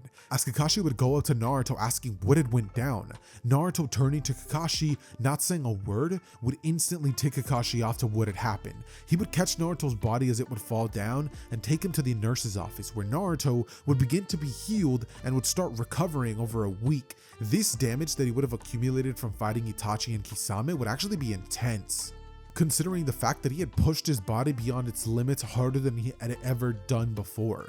Naruto, unknowingly, during the entire time he was awake, had been trying to essentially master total concentration breathing, focusing on using his breathing form all the time. This would eventually lead Naruto to having some decent grasp of how the technique actually works, but not a perfect one.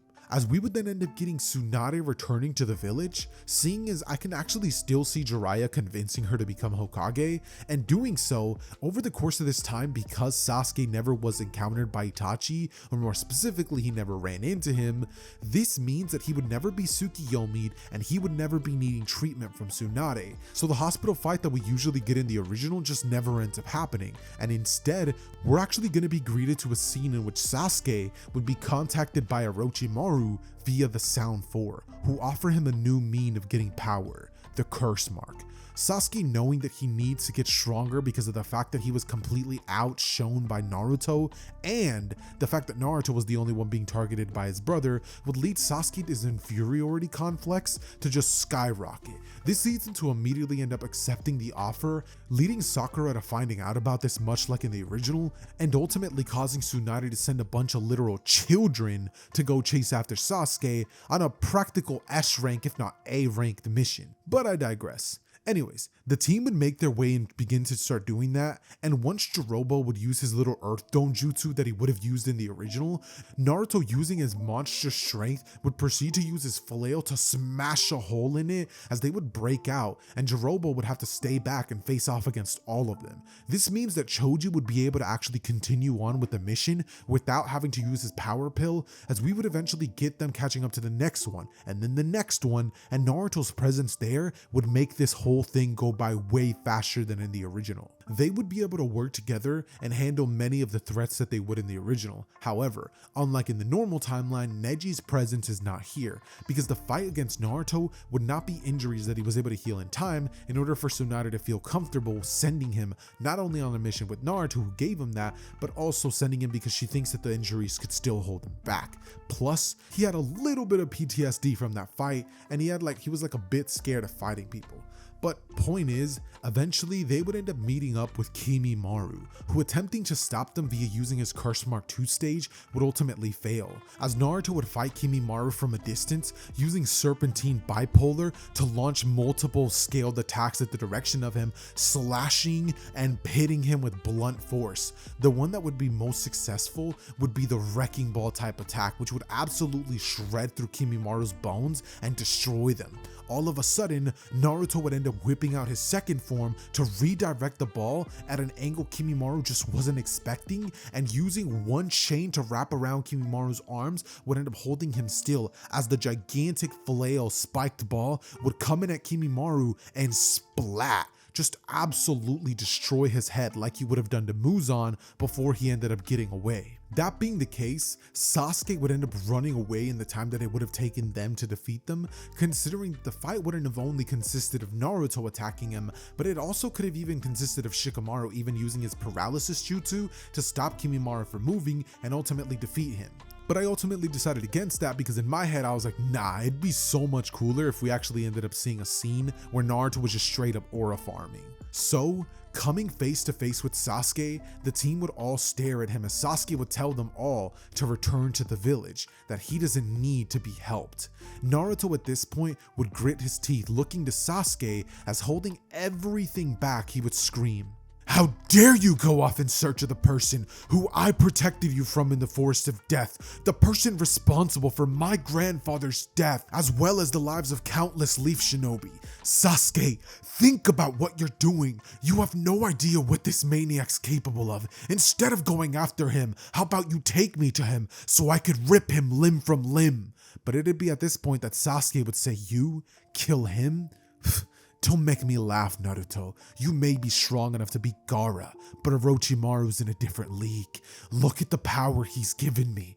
With just a curse mark, now I'm this much stronger than all of you." You would pretty much then end up seeing Sasuke blitzing to the side of Shikamaru, taking him out first, with him seeing him as the biggest threat, before all of a sudden, a chain would be sent wrapping around Sasuke's neck, who would barely be able to body flicker out of the way and gain some distance between himself and Naruto. However, next thing he knew, Naruto was rushing at him. As his arm reeled back to go in and punch at Sasuke, he would watch in slow motion as Naruto's fist would collide with Sasuke's cheek.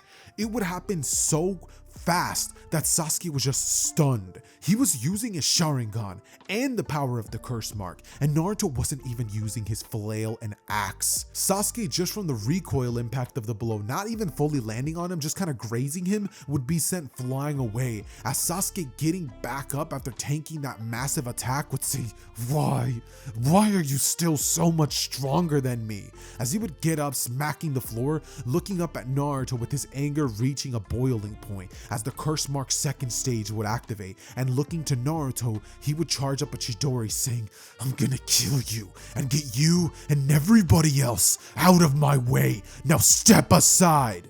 But Naruto's resolve in this moment wouldn't waver for a second, as Naruto would use total concentration breathing to move even faster than before, clashing against Sasuke's Chidori with nothing but a chakra-coated fist similar to what Sakura does.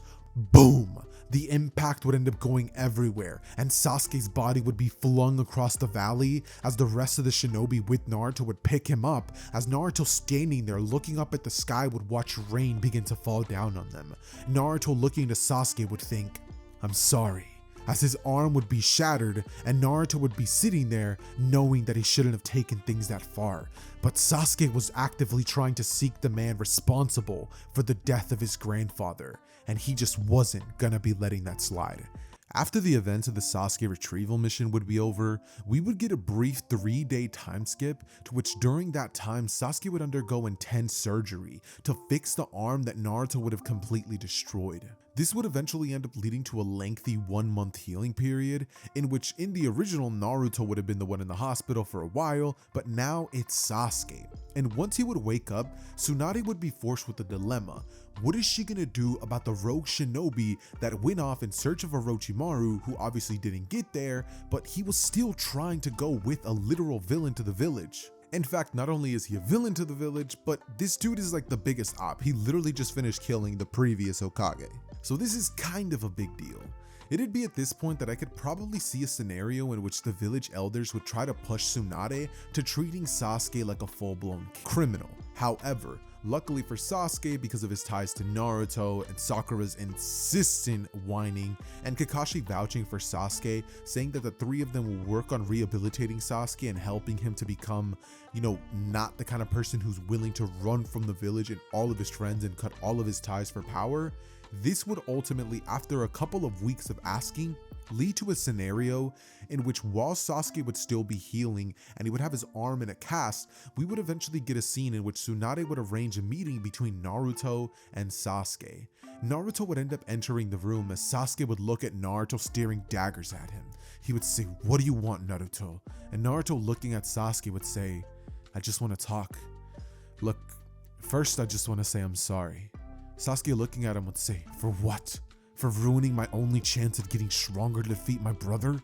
For stopping me from obtaining my goals? You had no right, Naruto. That was what I wanted to do, and if I died on my quest for vengeance, then so be it. I would have rather died knowing that I tried everything to kill Itachi, but you had to step in the way." Naruto looking down would look at Sasuke telling him that he's not sorry about that, and frankly, he never will be. But he would aim his fingers at Sasuke's arm, going on to pretty much signal to him that he's sorry for giving him that. Sasuke would look away going, "Of course that's what you're sorry for." Naruto at this point would say, "You really went off to seek for Orochimaru just for the strength that he could offer you, even understanding that doing so would have required you to potentially be giving up your body?" Sasuke looked at Naruto and said, "I'm not a fool. Obviously I wasn't gonna just let him take my body. I was gonna try to kill him once I got what I needed from him." Naruto hearing this, however, would respond with, "And exactly how were you gonna do that? Do you think you were just gonna be able to talk to Orochimaru? He's an S-class shinobi, Sasuke. Someone who could even give me problems, Kakashi problems, heck, even our new Hokage Tsunade." Sasuke would look at the direction of Naruto, telling him that he doesn't understand. And Naruto says, "You're right, I don't understand.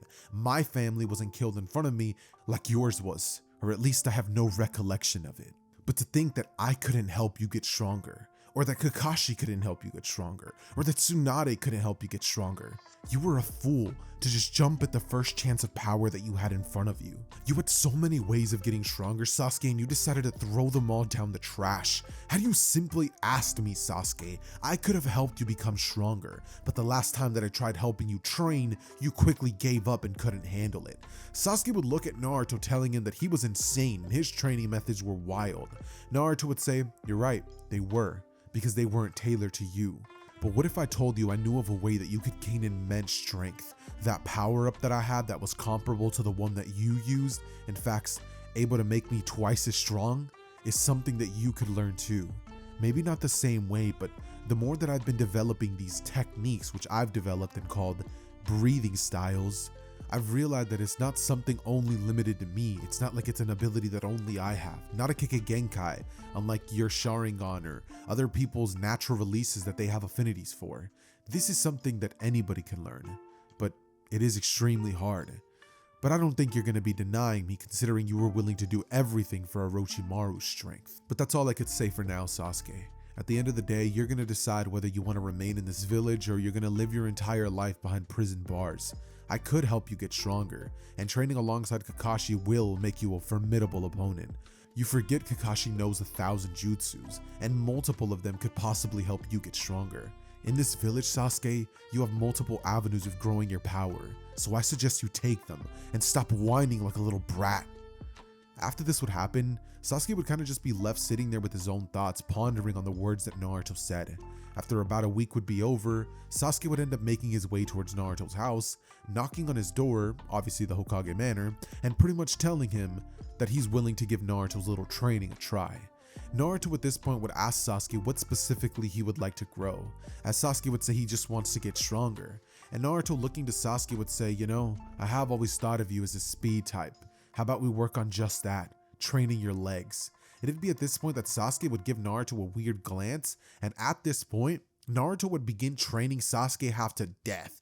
Every single day, this man would only strictly train on his legs and would begin to pretty much start implementing his own, like, we have thunder breathing training at home techniques while they would try to, kink out the basics.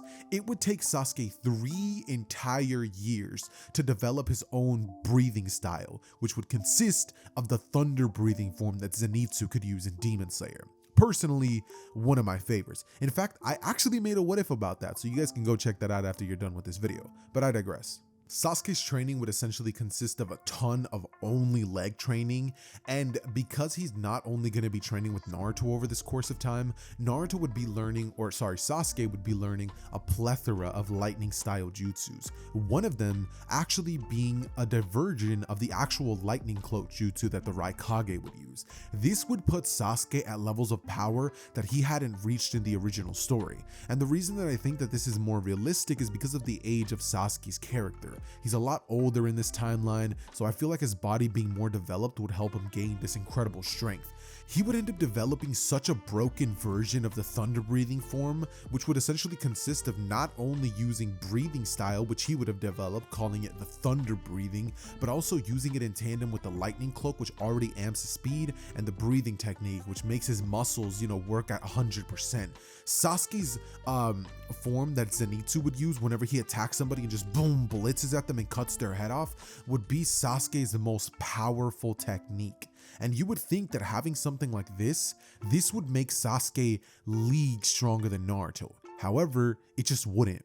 Naruto would end up advancing his own breathing style, growing to a point that Gyome could never even dream of, incorporating actual wind style jutsus into the actual axe as well as the spiked flail. This would make Naruto's attack potency with the tools that he was using comparable to what Asuma would have showed Naruto in the original timeline when it comes to throwing a kunai. Sure, throw a kunai normally, it would pierce a tree and cut pretty deep, but coat it with chakra, all of a sudden put an element to it, boom, it goes through and absolutely tears it to shreds. Now just imagine what would happen if Naruto added that, and his strength would have increased over the years, developing muscles even greater than Gyome himself. At this point in the story, Naruto would be even more buff than Gyome himself, being like a double prime of him, being absolutely insane when it comes to his physical attributes, and developing his own mark, which would be something that Sasuke still has yet to develop, considering he still has not found himself in a situation that has pushed him to his utter limits, getting him to have like that really high fever thing that is required for that, so we just never end up having that specific thing happen to Sasuke. But regardless of that, I'm sure you guys can tell that both Naruto and Sasuke would grow exponentially in strength, with Naruto obviously learning a bunch of Earth style jutsus over this course in time, which I'm going to be taking the liberties of just giving Naruto at random specific jutsus that might not even be in the series, just because I want to keep Naruto being the top dog in this timeline. But yeah, after 3 years of training and them honing their skills, the two of them would easily become the strongest team in Konoha, all thanks to Kakashi, Naruto, Sasuke, and you know what? even Sakura. This time I'll actually give her props. Her training under Lady Tsunade would actually improve with her seeing how much Sasuke and Naruto are growing. She would become even stronger than she would be in the original, and so would Kakashi. Working with Naruto and Sasuke, he would have ended up essentially developing his very own breathing style, not full-on breathing style in the sense that he has like a wind or fire, something like that, but Kakashi would have eventually learned how to copy the base breathing of just using normal breathing to pretty much enhance his own attributes and stats like that, similar to what Naruto would have done in the original. There's just certain people that even though you can learn it, it's a lot harder for them to learn because it's something where it's like you can't exactly teach an old dog new tricks, kind of. Obviously Kakashi would probably be the most prime person to develop this jutsu, and that would be the case if it wasn't for the fact that he doesn't pour as much time as he should. But if I was to give him one down the line, I'd probably give him the Wind Hashira's wind breathing style, which, speaking of, that's my favorite Hashira. The dude's an absolute badass. I know he's not the strongest, but wind breathing, bro, that's tough. Anyways, with the passage of time, Naruto and Sasuke would become such a formidable duo after 2 years of training together and learning combo techniques alongside each other that they would go on to become some of the bestest of friends, having a relationship dynamic similar to some of your favorite anime character duos of all time. And so, with that being the case, they would practically become uncontested from anyone in the village besides probably 8 Gates Guy, who could probably give them a run for their money. But regardless, after the time skip would be over and all of that would be said and done and my little update on what's been happening, we would finally end up having the team being given the Kazekage rescue mission. So just like in the original, once they find out about this, Kakashi, Sakura, Naruto, and Sasuke, making their way towards the Sand Village to be debriefed on what's going on, would arrive finding Kankuro in a near-death state. Obviously, much like in the original, Kakashi would still be attacked due to Lady Chiyo being like, the white thing, but finding out that it isn't him, the situation would calm down and Sakura would start healing Kankuro. As this would happen, the Sand Village would begin thanking them incessantly and start pretty much telling them about all the details that they know in regards to what's happening when it comes to the Akatsuki and the capture of their Hokage, or Kazekage, Gaara. Which, funny enough, in this timeline, I think I could actually see Naruto knowing of the fact that Gaara is the Hokage, just because of the fact that Naruto's actually been in the village, so he's not been missing out on the loop, and knowing somebody like Shikamaru would definitely lead to him knowing Temari, and knowing Temari would lead to him knowing Gaara. That said, after traveling long distance on Sasuke's gigantic hawk summon, they would end up arriving right to the base of the Akatsuki. They would end up seeing a scene of Deidara and Sasori, and without any hesitation, Sasuke would proceed to speed blitz Sasori, as in a moment's notice, the dude would proceed to flash off his skills for the first time. And granted, the reason that I'm doing this is specifically just to give Sasuke like an aura farming moment, just to show you guys how strong he's become, capable of destroying Sasori. Remember that, Sasori. Mind you, I know that he was beaten by Lady Chiyo and Sakura, and I do him dirty in most of my videos, but the dude's actually pretty OP. Like, puppet masters are no joke, which, by the way, I did a What If Naruto Was a Puppet Master? Go check that out. It's a masterpiece. I know a lot of you guys probably are like, puppet master? That doesn't seem very cool, but if you like solo leveling, you'll probably like the abilities that I give Naruto in that. Anyways, with that said, Sasuke would use thunder breathing first form, I believe is the one that Zenitsu could use, right? Actually, let me look that up real quick. After looking it up, yep, that's exactly the one he could use. He would use thunder breathing, first form, thunderclap, and flash to completely perception blitz everybody. And people would be stunned seeing sparks of lightning fly off of Sasuke's body, him having activated the lightning cloak and cutting him down. Little bits of aura of blue lightning would shoot off as Deidara would watch Sasori's body crumble, his puppet body being hit right on his weak spot. Deidara, seeing that Sasuke was capable of defeating somebody who Deidara even considered stronger than he was, would begin to panic. And it would be at this moment that I could see Deidara trying to make a getaway, using his explosion Kekkei Genkai to try to create a smoke screen in order for him to create a clay bird to fly away. But as this would be happening, Deidara would then suddenly be hit by a gigantic spiked wrecking ball that would send him flying off of his clay bird and pierce him in his stomach and chest. Deidara, being completely smashed into the wall at this moment, would say, "What the?" As looking around, blood would begin pouring out of his mouth, to which Sasuke, approaching him, unsheathing his blade, would aim it at Deidara's neck, before then ordering Deidara to tell him anything that he knows in regards to Itachi Uchiha. It'd be at this moment that Deidara, finally getting a look at Sasuke, would say, "You're his younger brother, aren't ya? I could tell. It's those eyes. Those damned eyes. I'm just glad I'm the one who gets to send you off to hell," he would say, as he would then use his C0 jutsu, essentially beginning to blow himself up. This would give the entirety of the group a grand total of like, what? Is it like 10, 7 seconds to react? Maybe 5, as Sasuke in this moment would instantly grab Sasuke's body, take a hold of his teammates as they would reverse summon themselves out of there. In this moment, they would arrive in the dimension of the Snake Manda, as it would be completely destroyed, having tanked the entire attack for them, as they would return back to where everything started, and they would go on to find everything that would have taken place. The explosion would have left a massive crater in its wake, and after this would happen, taking Deidara's body back to the sand, they would report that unfortunately, they were unable to save him. By the time they had gotten there, it was just too late. So even though they were able to complete the mission and retrieve him, he was, well, dead. So, with that being the case, Lady Chiyo, much like in the original, seeing their dead Kazekage and deciding that she's lived a full enough life, would offer her life as a sacrifice for Gaara, as she would switch places with him and proceed to give Gaara her remaining life strength. That said, Gaara would wake up and we would give a heartwarming scene where Naruto and Sasuke would see each other after such a long time. Each of them would show mutual respect, with Gaara thanking Naruto and just being like, "Literally, what could I ever do to thank you for what you've done for me?" Naruto would give him his normal smile, as he would tell him that there's not much he would ask from him, as Gaara would smile at Naruto, saying he knows. Plus, he couldn't pay it back anyways. However, he would say, "Let me offer my deepest gratitude," as we would have an entire village practically bowing to Naruto in an act of thank you. Naruto having that happen would smile, as Sasuke going up to him would say, "You know, even though you can't see this is a pretty cool sight to behold." Naruto would start laughing, saying, "You don't have to always crack blind people jokes around me, Sasuke." As Sasuke would start laughing, losing it, and we would then end up seeing that the both of them actually have a very funny relationship together.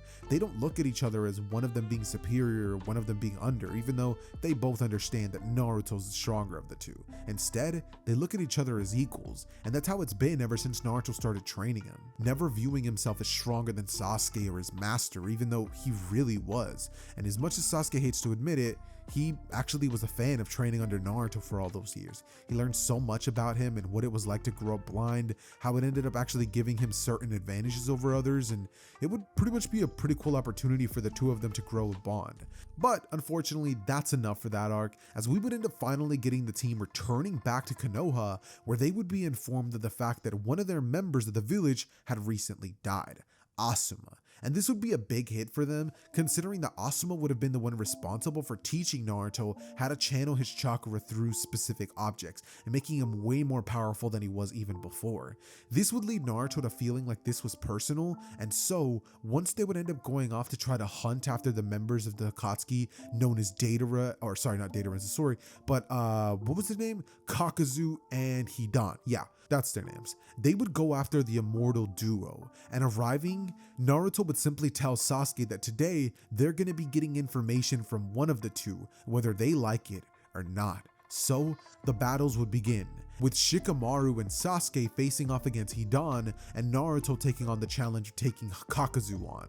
Sasuke would simply just make the whole process of restraining Hidan easier, leading to the moment where they ultimately interrogate him, and Hidan, in my personal opinion, would begin singing like a bird. I just don't see him having the resolve to try to kill himself or just flat out say nothing, so he's gonna be talking. However, Kakazu, on the other hand, I don't know if he'd be the type to actually talk. So, a battle between Naruto and Kakazu would ensue, and Naruto would start everything off by spinning the gigantic ball as he would throw it at Kakazu's direction, who, seeing this coming towards him, would try to dodge out of the way. However, that thing was flying much too fast for him to react, but at the last second, it would turn as the chain would start wrapping around him, completely ensnaring him in this. This would lead Kakazu to looking around saying, "What the?" As all too quickly, Naruto rushing in with one quick step, learning a form of the thunder breathing, like a derivative of just like that first quick step, to blitz in, having used the thunder breathing form to actually help him out with the speed, considering that was what he was lacking before. It wouldn't exactly be the thunderclap and flash, but it would be similar. Remember when Tanjiro did that to defeat that one demon? That's what's happening here. Okay. That aside, Naruto rushing in at Kakuzu would hold his blade to Kakuzu's neck, with Kakuzu essentially telling him that he's not going to tell him a thing. Naruto hearing that would say he expected as much, as all of a sudden the wrecking ball would come spinning back, completely ensnaring Kakuzu as it was not done. Its momentum was continuing to go, similar to how a tether ball works. When you hit it and it continues spinning until it eventually hits the pole, it would crush Kakuzu's head, as Naruto walking away would say that's the 7th form. Change judgment. Naruto would walk away as the dead corpse of Kakuzu would be there, and he would simply make his way towards the direction of where Hidan was. He would arrive to hear this man literally singing like a bird, telling them everything. This man just snitched on his whole gang after they offered him some Chick-fil-A and a Wendy's combo. But anyways, with this information finally being received by the two of them, the two would now have enough info to actually begin working on tracking Itachi, which ultimately would still be the goal of Sasuke, however not one that he's reaching after endlessly like he would in the original. He still wants to kill his brother, but not as crazy as he was in the original. That said, once they would find this out, the two of them would formally end up submitting a request to Tsunade, telling her that they're gonna go off in search of Itachi. And Tsunade, knowing that Naruto and Sasuke are good for them, however being a bit worried for the two of them, she would say that it's fine, but to come back alive or to not come back at all. To which Sasuke would laugh, saying that if they die, they won't be coming back. As Sasuke would say, if they die, she's gonna kill them again. He would start laughing and Naruto would chuckle slightly, as it'd be at this point that Sasuke would shoulder bump him and be like, come on dude, just laugh already. And Naruto, dropping that kind of like serious, shy, like, gentle giant persona, would kind of just look at Sasuke as he would let out a crackle. It'd be at this point that they would finally end up spending 2 weeks searching for Itachi's whereabouts, which would eventually end up leading them to the Itachi hideout, or sorry, Uchiha hideout. It's almost like Itachi's the whole clan of the Itachi, but with the way that some people love the dude and practically be stroking his ego, he might as well be the only Uchiha. Anyways, once they would end up arrive, they would end up making their way towards the gates of the area, the compound, and being there would be none other than I was gonna say Kakuzu, but no, Kisame. Kisame would stop Naruto, telling him where does he think he's going, to which Naruto, holding a hand up in front of Kakuzu, or sorry, again, Kisame would say that I'm going with Sasuke. Kisame would smile, saying, don't you remember what I told you last time? One of us is gonna die, and that's the only way you're passing. He would aim his blade towards the direction of Naruto, as Naruto, clasping both hands together, would say that he knows. 2 gigantic mud walls would come at Kisame's direction as they would crush him. However, Kisame would have used a water jutsu to sink into the ground and ultimately avoid it. That said, in this moment, Naruto, realizing that Kisame has definitely picked up some new tricks, would go in to attack him, as he would attack none other than a water clone jutsu. This clone would explode in Naruto's face, saying same old tricks, as Kisame, attacking Naruto from the rear, would attempt to slash his head off in one fell swoop. However, it'd be at this moment that Naruto would stop this attack with his axe, clashing with Kisame, sending him back, as he would send him flying backwards, with Kisame saying, so, it appears your monster strength has only increased. He would go on to tell Naruto that if that's the case, then he'll have to fight him using this, understanding that now, Naruto wasn't even taking him fully seriously, and he was able to push him back that much. Plus, his attacks were barely doing anything to him. It'd be at this point that Kisame, turning himself into a shark, fusing with Samehada, would tell Naruto that he's gonna die, to which Naruto, clasping both hands together, would slam them onto the ground, creating an earth-style dome jutsu, as a massive, and I truly do mean massive, earth dome would be created. Seeing this, Kisame would ask Naruto why he would have trapped them inside of this, saying that this is not advantageous for him, as Naruto would say that this would keep Kisame in his range, and this is going to be the moment of his death. However, Kisame, smirking at the limitation or the advantage that Naruto had just created for him, would end up using the jutsu, which essentially creates a gigantic ocean in which Kisame is in his own domain. This happening, we would get a fight kind of similar to the one where Tanjiro uses his breathing style to fight in that lake thing. So Naruto, unable to breathe, having access to that last little breath, Naruto would make the absolute most of it, unable to tap into his total concentration breathing, but using a little base state normal breathing of the what was it called, stone breathing, right? Sorry, I keep messing up right now. Anyways, using this form that Naruto would have created, he would end up beginning to spin his gigantic wrecking ball so unbelievably fast in the water that as Kisame was approaching him, it looked like nothing was happening. If you guys have ever seen a blade moving so fast, it eventually looks like it's going in slow motion, and that's what would be happening. When I told you guys that Naruto's attacks are fast, they are incredibly fast, and even in water they're able to do this. This would ultimately create a vortex that would suck Kisame in, and as Kisame tries to get away, it just starts pulling him harder and harder. Ultimately, Naruto would change the trajectory of the ball, and it would go shooting straight through Kisame's stomach, who would fall down to the ground dead, his entire jutsu dispelling as Naruto's mud wall would fall to the ground and the water would simply dissipate all over the ground. 2 feet of water would encase the area, as Naruto, seeing Kisame dead on the ground, would say he was right about one thing, that one of them would be dying today. At this point, Naruto would make his way towards the battlefield where Itachi and Sasuke were at, and he would see that it would actually begin to get extremely cloudy.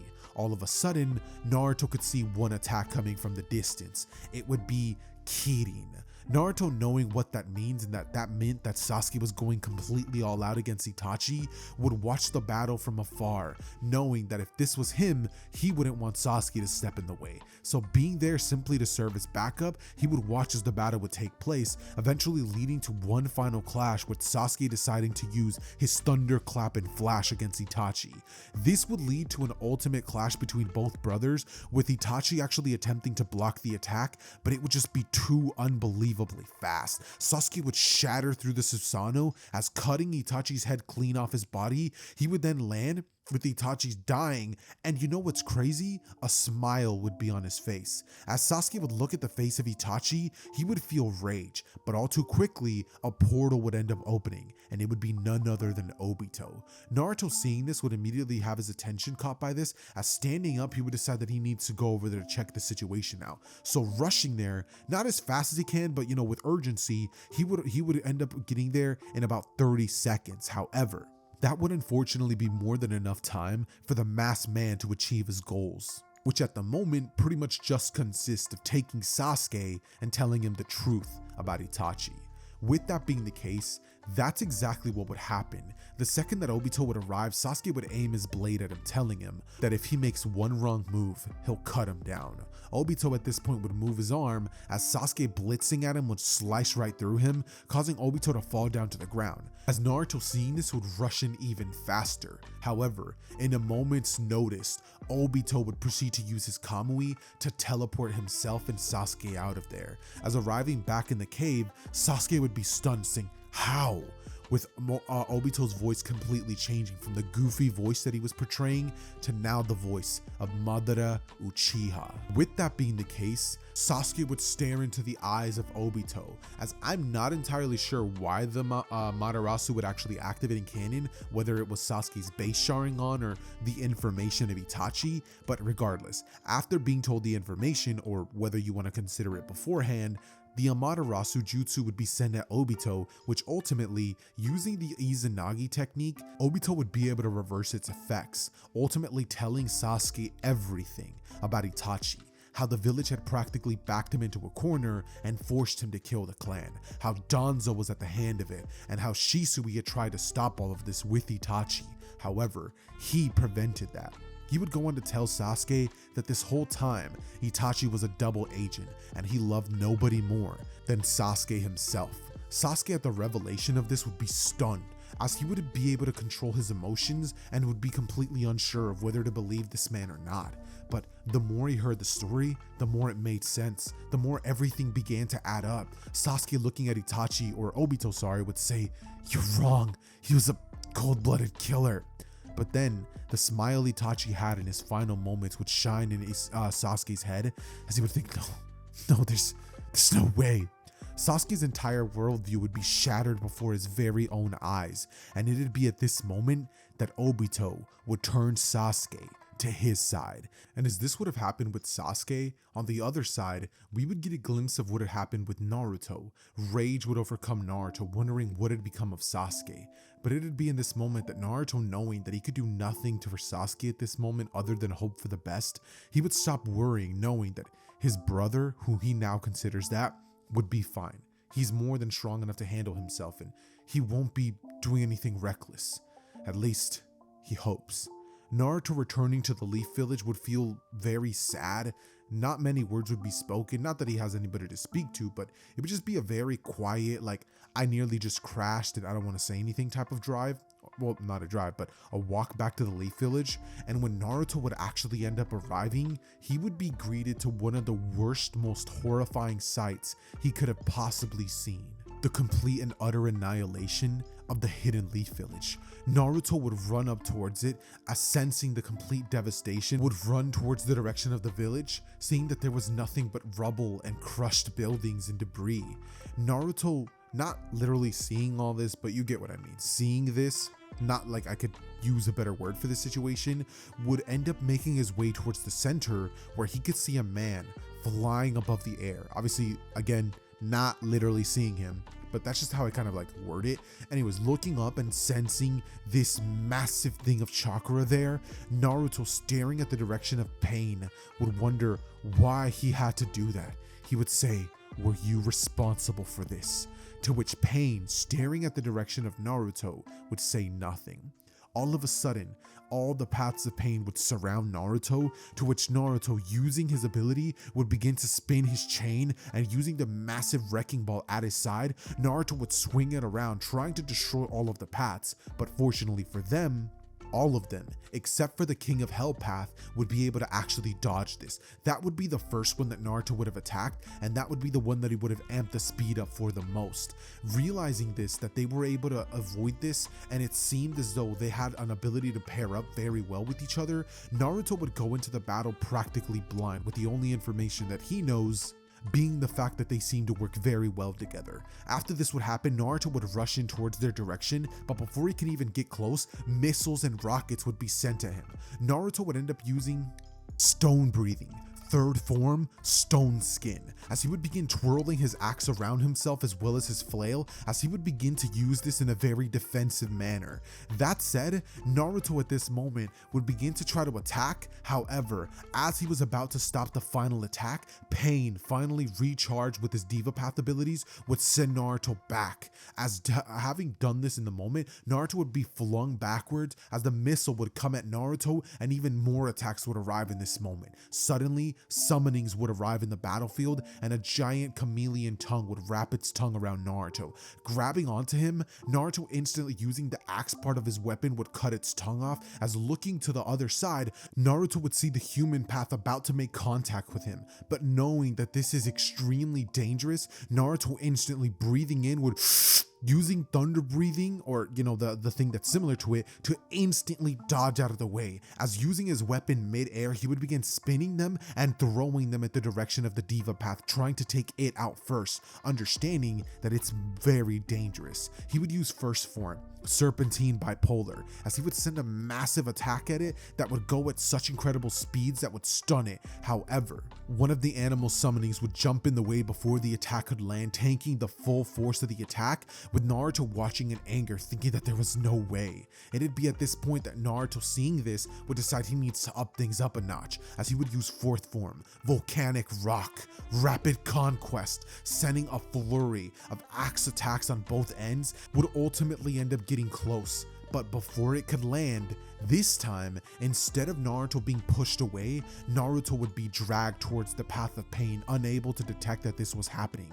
It'd be at this moment that the Diva Path would attempt to stab Naruto with its rod. However, Naruto, having understood that this path can seemingly control gravity itself, or at least the pushing and pull forces of it, would ready himself. As pretending to have been caught off guard, Naruto would stare off in fear. However, in the final moment, a part of Naruto's body would create a scar, as he would tap into the unseen world, and Naruto in an instant would proceed to use his newest form, Stone Breathing 11th form, Wrecking Judgment. Naruto ends up grabbing the wrecking ball with one hand and his axe with the other, as he would then proceed to try to smash the head of Nagato in with one fell swoop attack. And as this would happen, Naruto would successfully land this attack, having completely crushed the Diva Path's head in, and turning towards the other remaining paths, Naruto would begin to spin his weapon, saying that now that he's done, they're gonna be easy pickings. Naruto at this point would end up using the 7th form, a different ability that he ended up developing, where he's actually able to round up his opponents using the chain of the weapon. Using this, he would get them all in one spot, as finally, throwing his wrecking ball at their heads, he would proceed to destroy them using the same form that he would have used to kill Kakuzu, as all of them would blow up in an instant, and Naruto walking towards one of the directions of the rods, picking it up would sense the chakra coming from it, as Naruto, realizing that this is something that he feels is nearby, would end up using his incredible speed to make his way towards the direction of Nagato, to which we would get the same encounter that we have in the original timeline between Naruto and Nagato. However, circumstances would be a lot different, because Naruto in this moment is very worried about Sasuke not knowing what's happening, and he's very pissed, because he genuinely could have straight up died in the moment that the human path nearly ripped his soul out of his body, but obviously he doesn't know that. However, he does know that he was definitely injured by these paths, and that they're nothing to be taken lightly. He barely survived, and that was only thanks to the fact that the Diva Path ended up playing right into his own hand and giving him the opportunity to execute an attack that normally just would have no chance in the world of actually working. But fortunately for Naruto, this time it does. So with that happening, Nagato would go on to give his usual speech that he would in the original, beginning to speak about pain and the injustice of this world, how it's not fair that Naruto's here to get his own revenge. However, it's not fair considering the fact that that's what he was doing, but he's looked as a villain. He would go on to spout his ideology at Naruto, and Naruto would actually give him the time of day, listening to where he's coming from, and after understanding why Pain went and did all of this, I could see Naruto in this timeline being the gentle giant that I've built him up to this point, with actually listen to Nagato. This would lead him to using Rinne Rebirth and entrusting the future of shinobi history strictly on Naruto. He would tell him that the future rests on him, and Naruto, nodding, would watch on as he could feel all of that life energy returning to their bodies. Closing his eyes, a light smile would appear on his face. As turning to see Nagato's body practically decaying in front of him, he would turn to Konan, asking what's gonna happen next. She would say that she has some unfinished business, and she's gonna pretty much end up burying his body, but not before she kills the leader of the Akatsuki. Naruto, hearing that, would say, "And who's that?" She would say that it's a man with an orange mask, to which Naruto would say, "Take me with you."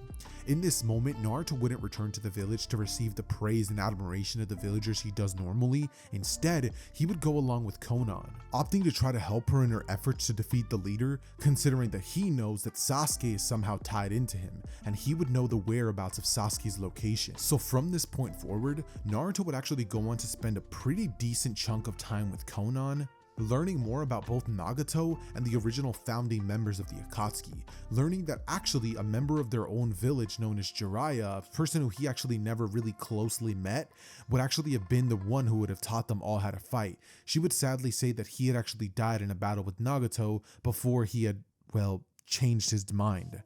Naruto, hearing about that, would be kind of saddened at the fact that the village lost such a great man, but ultimately, with them having their plan set out, Naruto would not be part of this at all, kind of staying away from the distance where Obito was at, knowing that this massive sea of paper bombs was about to blow up. And the second that this would happen, much like in the original, Obito would die.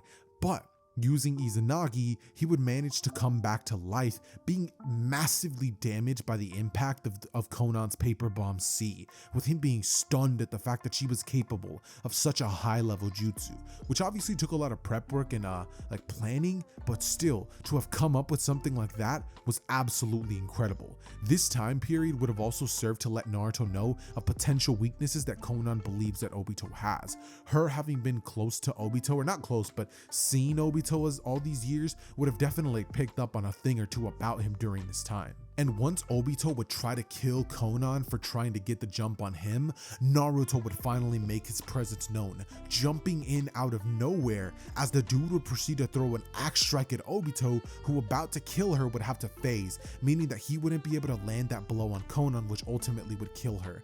This would lead to Obito raising his guard, as turning to Conan he would say, "You planned this, didn't you?" To which Conan would smile, saying that she wasn't gonna be letting Obito take his eyes without any resistance. Naruto, knowing that this is probably his best bet at defeating the masked man, seeing as he had just used his Izanagi, considering he doesn't have another one, and he still hasn't used the Rinnegan abilities. So with that being the case, Naruto has to fight off against a version of Obito who is a little weaker than the one that they fought in the war arc, and so the battle would begin. Naruto would attempt over and over to strike Obito with his jutsu, however it wouldn't work, but the perfect defense to Obito's little technique would essentially be the third form, Stone Skin, which Naruto could use to simultaneously block and counter Obito all at the same time. So anytime that he would manage to break through the defense, he would then pretty much use his chains to attack at Obito, which could land a blow, but because Obito didn't want to be hit, he would pretty much turn intangible. The battle would go like this for a while, with Obito telling, I was gonna say Izuku, but no, Naruto, that he's too weak. As in the middle of the fight, this would be when finally Kurama would be officially introduced to the story, telling Naruto to use his power, informing him of the fact that he hates that man. And I forgot to mention, Naruto over the course of the 3-year time skip would have done a little bit of training with the Nine Tails, but nothing that would have led him to controlling it or being one step friendlier with it than he was in the original. However, Kurama hating this dude with his very being would end up wanting Naruto not to be defeated by this guy, ultimately probably killed, and him falling under his control once more. So Naruto would gain access to KCM1, and in tandem with his Demon Slayer mark, total concentration breathing, and all of the chakra amps, as well as the wind chakra that he was channeling through, and all the earth style jutsus that he would create, creating hundreds of earth clones, which would all essentially rush at Obito. This would lead to an onslaught of so many different Naruto's rushing at Obito with this insane speed that Obito would unfortunately find himself being absolutely victimized. This dude gets straight up destroyed by Naruto, and with that being the case, Naruto landing the final blow on Obito would smash his head, destroying it, much like he would have to Muzan in the recent season of Demon Slayer.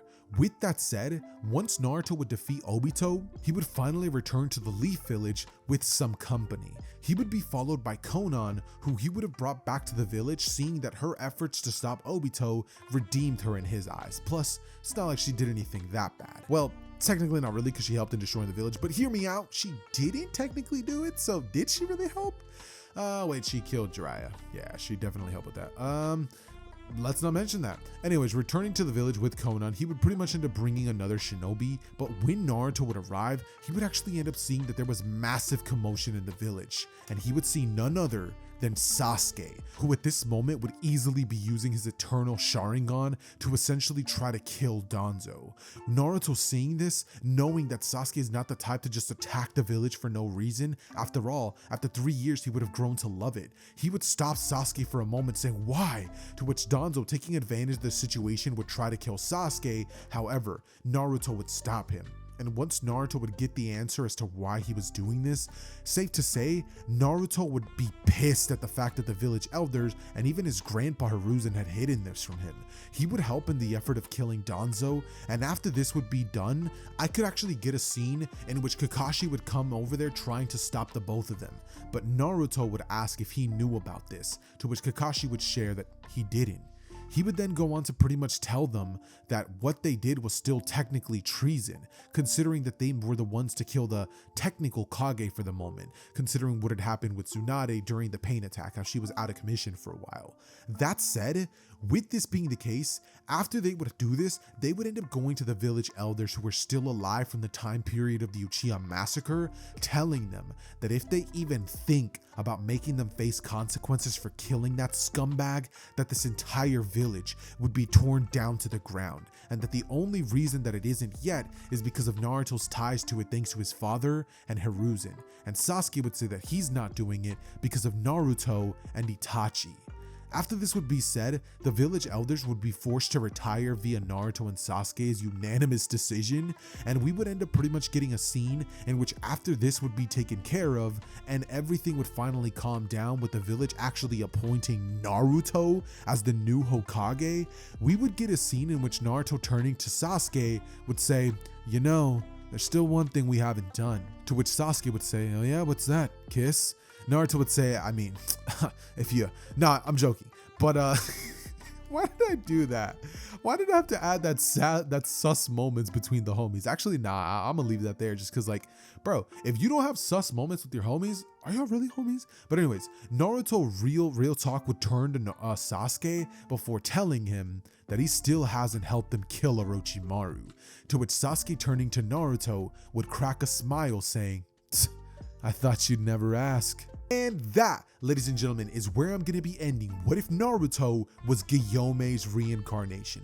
Honestly, when it comes to this video, I have no idea how it's gonna perform. A part of me thinks that it's gonna do very well, probably getting like 20k views, but another part of me thinks that the Demon Slayer community might not come through this time. So I don't know. Show me what ends up being the truth down below with your reaction to this video. Let me know what you thought about this one, considering that I scripted the whole thing. Not like the whole dialogue or everything, but I planned this whole what if out completely. So I really hope that you guys liked it. And to you, bro, who ended up commissioning the video, thank you so much, bro. It actually helps the channel out a ton. And I really do hope that you ended up enjoying the video. That said, I love each and every single one of you guys. Leave a like for the algorithm, please, please, please. And it has been your boy Xehther, and I am out. Peace.